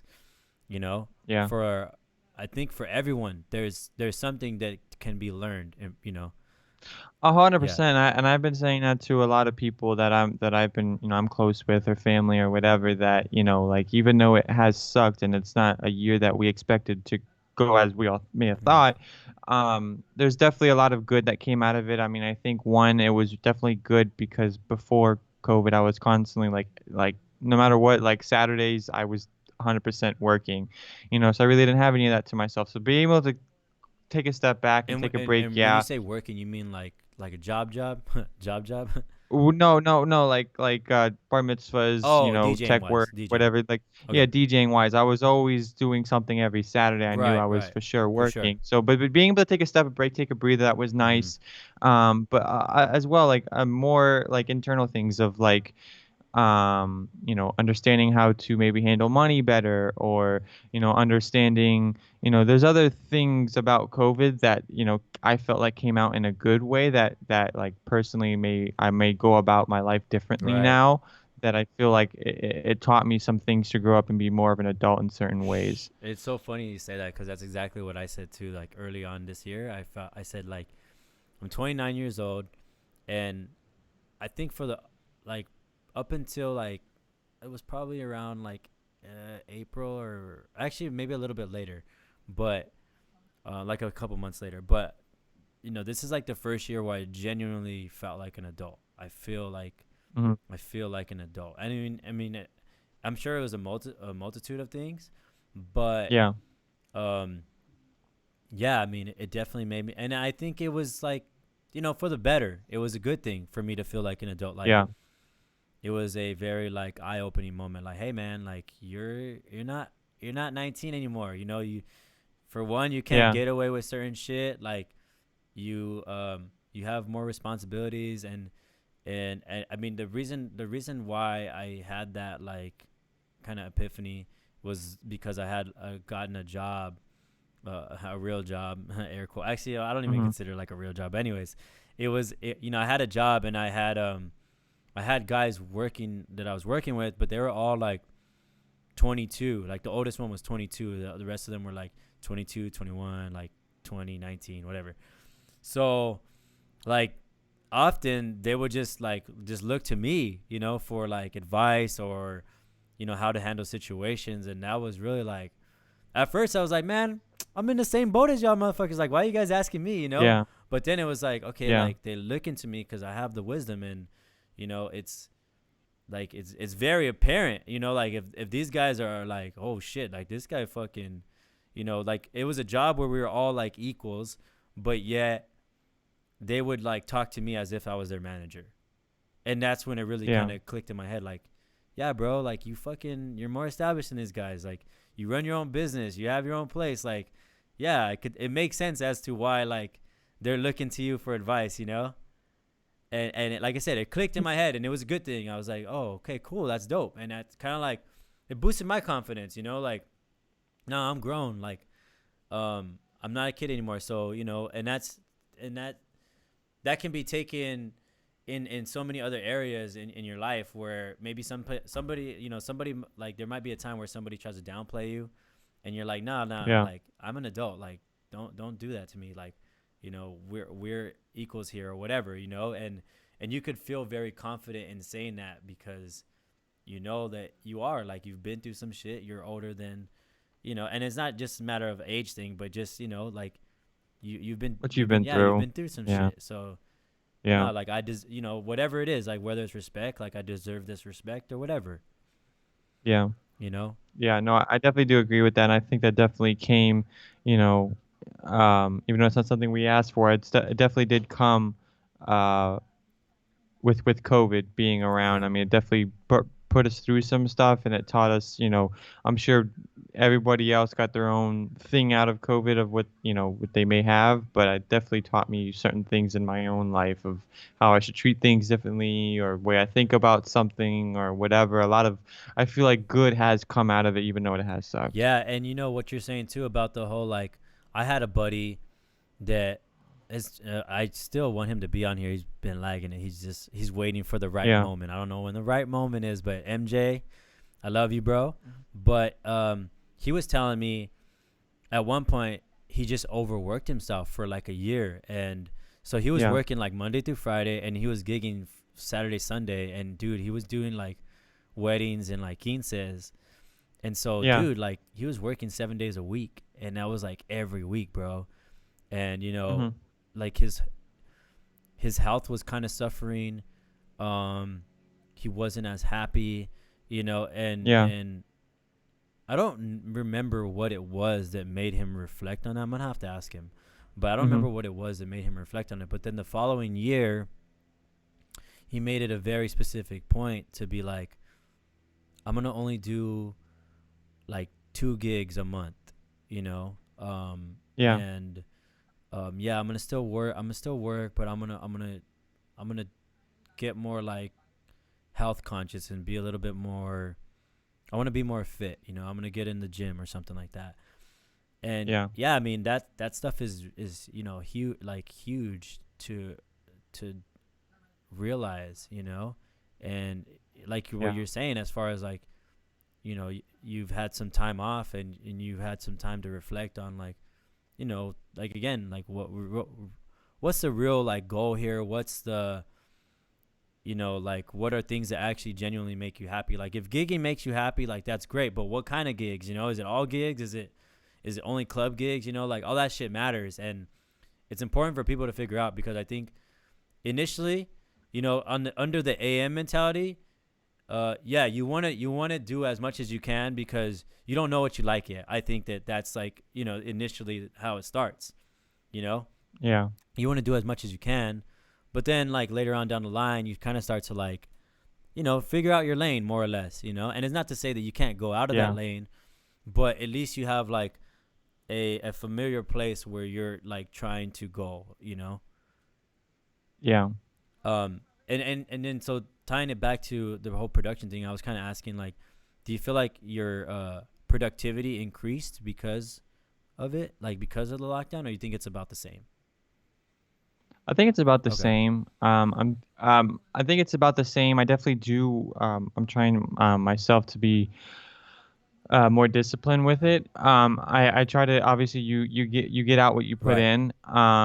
So I try myself to even though it's not a full time job just yet, I try to treat it kind of like that, I guess, if you want to say, where I'm like, I know this is something that I need to get done. I know it's something I need to do, and just treating it in a serious way because and having more as well as what I'm looking at as well, and it's probably something that I want to be able to do more in 2021 is learning how to do more of schedules where not doing things because you just feel like doing it that day, like doing more like I know like every day hypothetically 10 to 1 p.m. I'll be making music, and then from this day to this day I'll be doing XYZ or whatever. This like, I'm trying to learn how to create more of a schedule for Right. myself that I know each day what to look forward to or whatever, and I think that'll also help my productivity. Yeah, yeah. And something that my friend shared,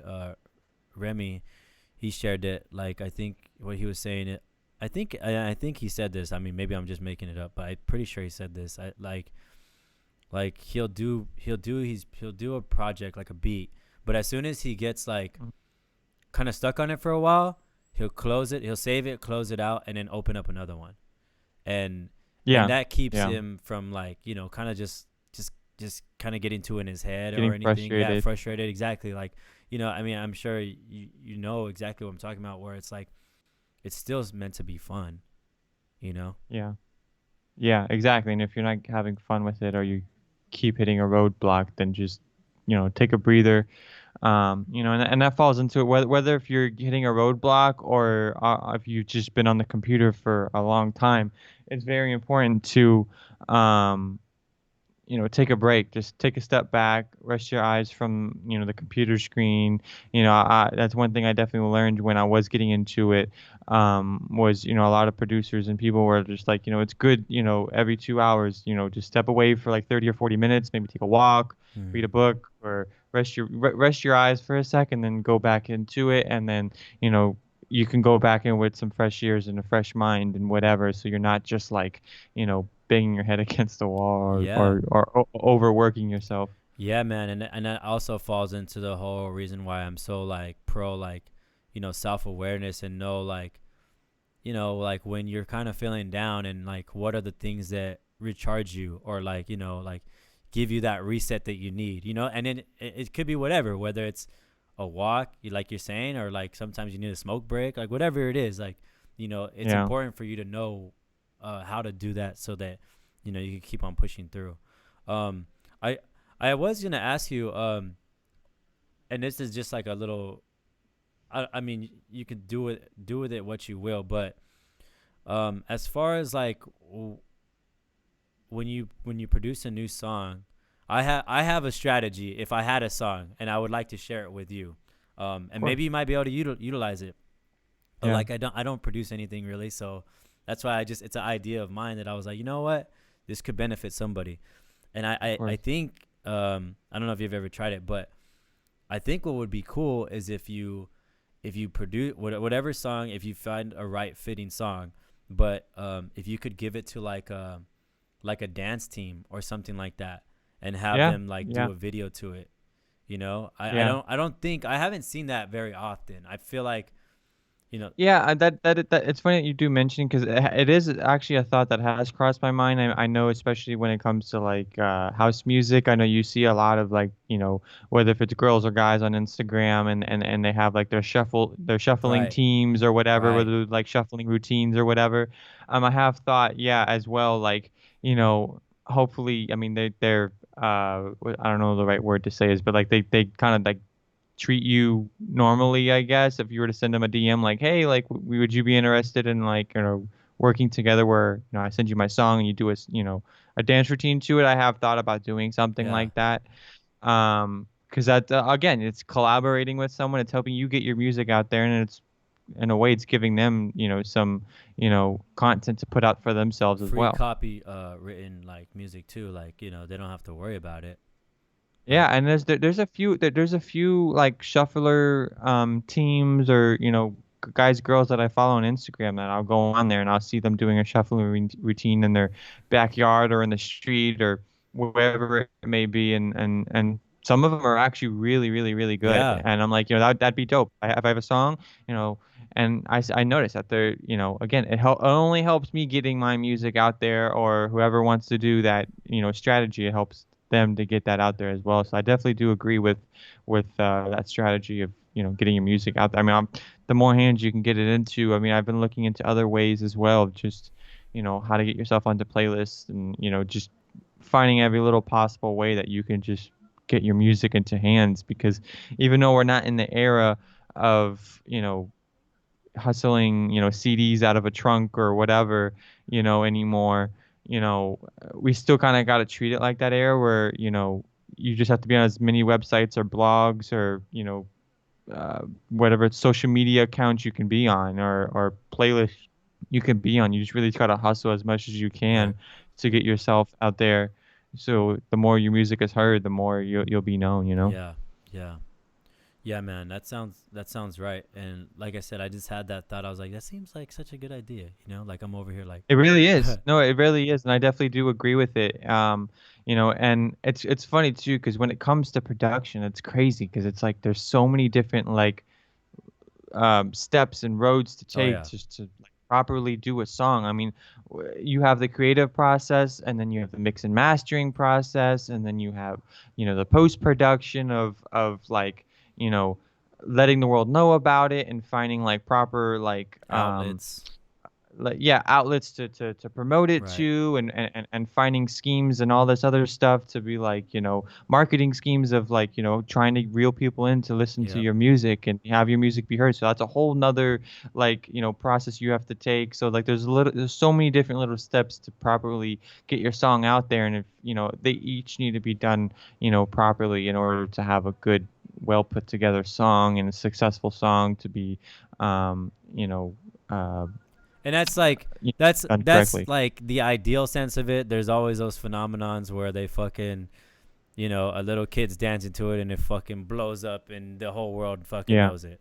And there's no Yeah. fucking nothing behind it. Like it's just like, Yeah.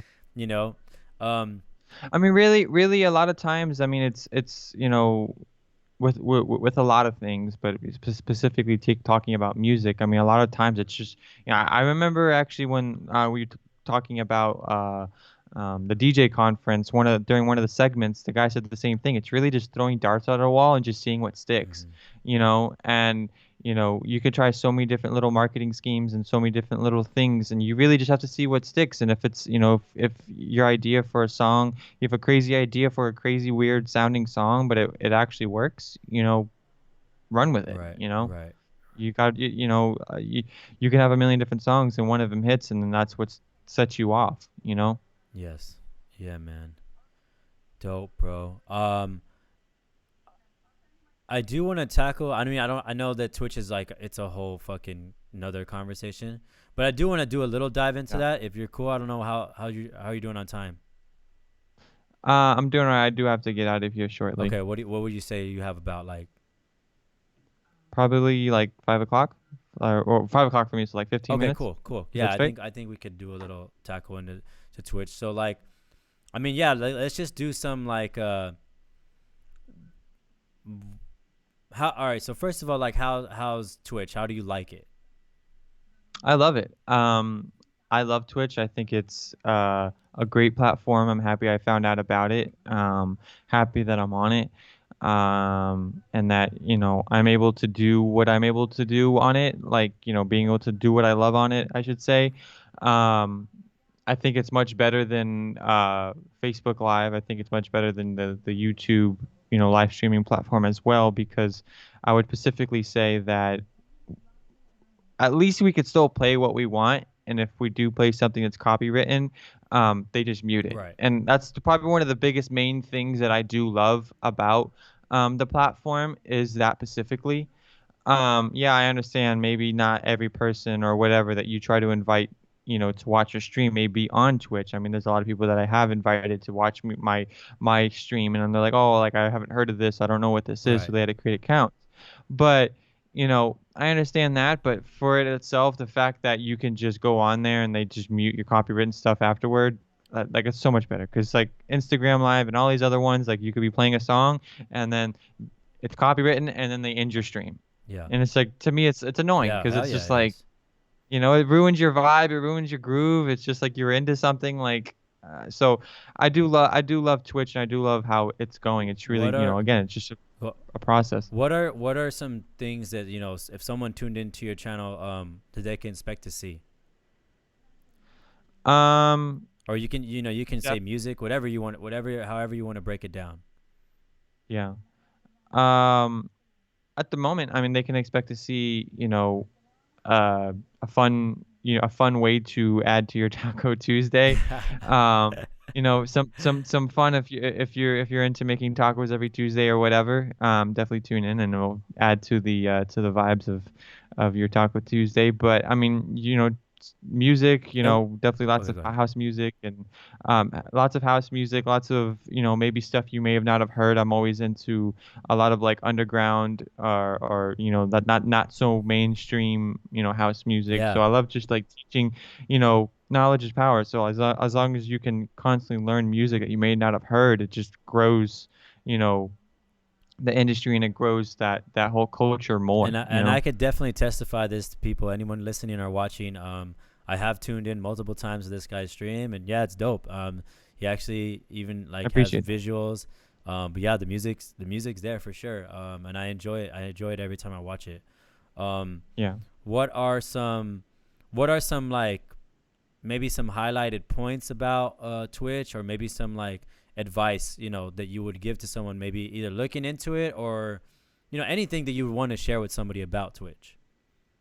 um I would say definitely use any resources you think you may have to your advantage and not really like go out and spend a bunch just yet because Nice. even though it may you be your first time going on there, Nice. like that's one thing that I've done and that's why I haven't really tried to spend too much because I'm not making much or making anything technically Yes. right now Yes. anything from it. So for me to get started, obviously I had a DJ computer, obviously I had a DJ controller, so really the only thing I needed just to get started was the Camlink uh, video card that connects my camera to be a And how webcam. much was that? So I was How much really, was that?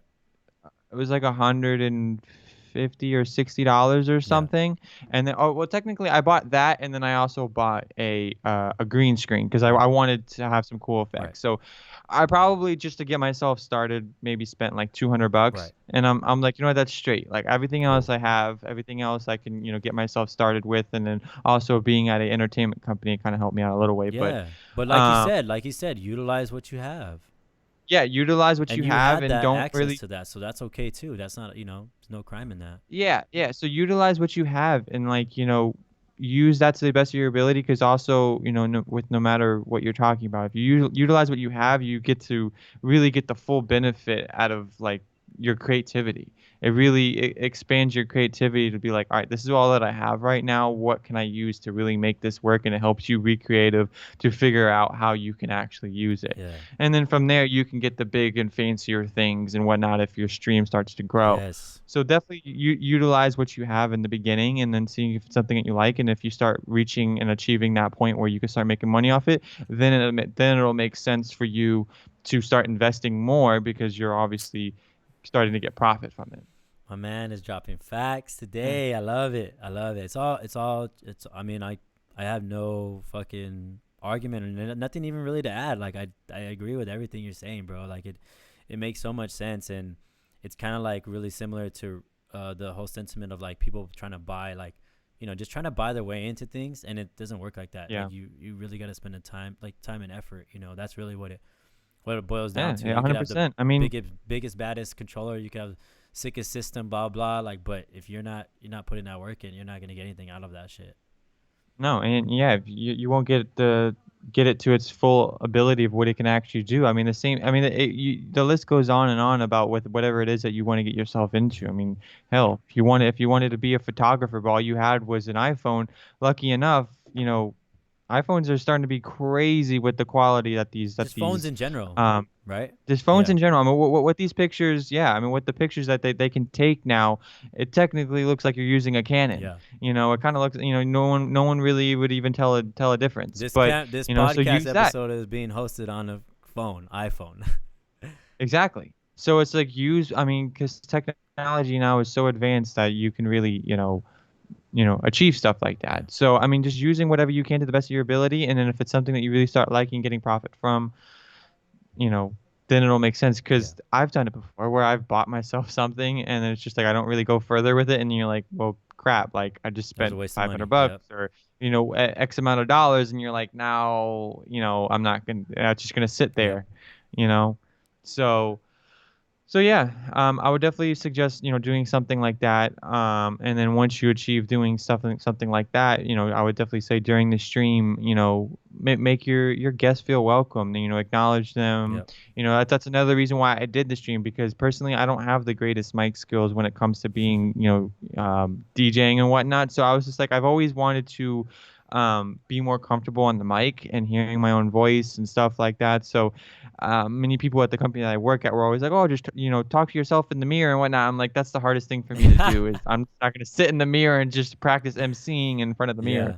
So I was like, you know what? I'll just set up a stream, and that was one of the reasons why I did it. So I would definitely say acknowledge your audience, make them feel welcome, um, Yeah, I agree with engage that. with I them. love that. That I that love that's that that. too. Like I love going into Yeah, the, but I mean it works both ways because I think like and it's like it depends on whatever you are because I do love the engagement, but I can definitely appreciate like I'll tune into like an Insomniac one and it's I mean I know that that's like a big thing, yeah, but it's like their things are just all music. It's like no talking and I can yeah. appreciate I can that see too what you though. mean. Like so Yeah, whatever you are like you don't have to do that. It's just recommendations, but yeah. we definitely do appreciate the engagement. I do at least.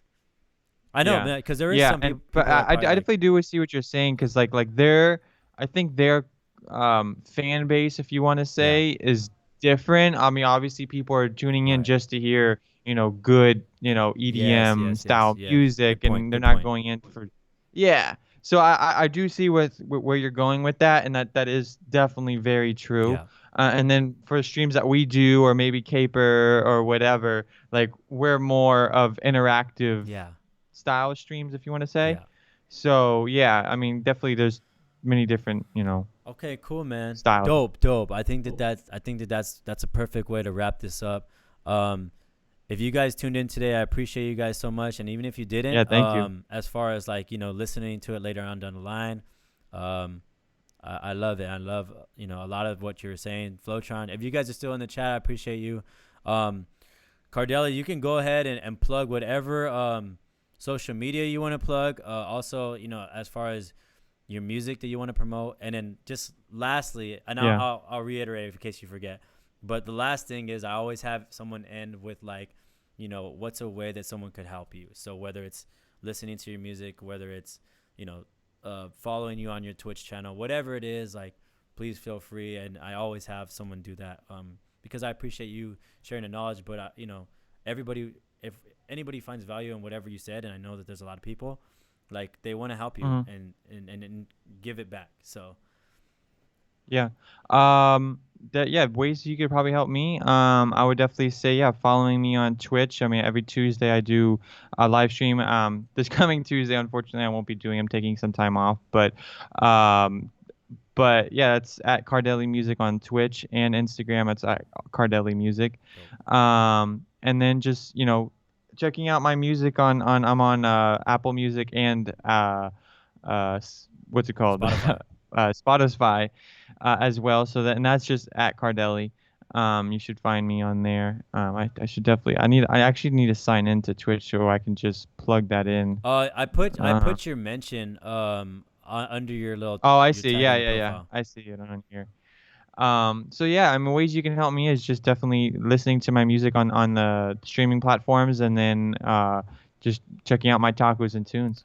Cool, man. Wow, I appreciate you. I really do appreciate all the knowledge that you shared today, and I think that this is a great way to start. This is the first podcast of the year, and I think that Thank you for having me. there will be no complaints. It was a great episode. Yeah, no, I appreciate you, man. I really do, and it's cool. Like as my first episode, this is my first time actually doing um, having anybody from like the East Coast, like you're far, bro, and so this opens up doors though, like that Yeah. again another silver lining with all this.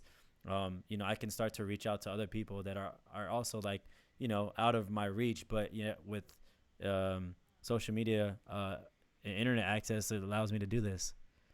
Yeah, Yeah, yeah. man. No, that's definitely what's great about the world that we live in today. And again, I'm honored that you had me on this show, that you asked me, you wanted me to be on it. So I'm always open to doing stuff like this because, like you said, it just like opens up. It's great to network and open up your contacts and who and it's great. And especially that this all really started from a DJ Yep. conference. I mean, it really just goes to show and prove that it's just like something as simple as that, really opened up. And I know that's probably what Vice wanted was, other DJs connecting with each other Yep. and creating relationships and whatever, because that's what the whole industry is about. So, again, I appreciate, you having me on here. Dope, man. All right, guys. Well, you heard it first, from behind the booth, friends, family, and listeners. We appreciate you, and peace out. Thank you guys for tuning in.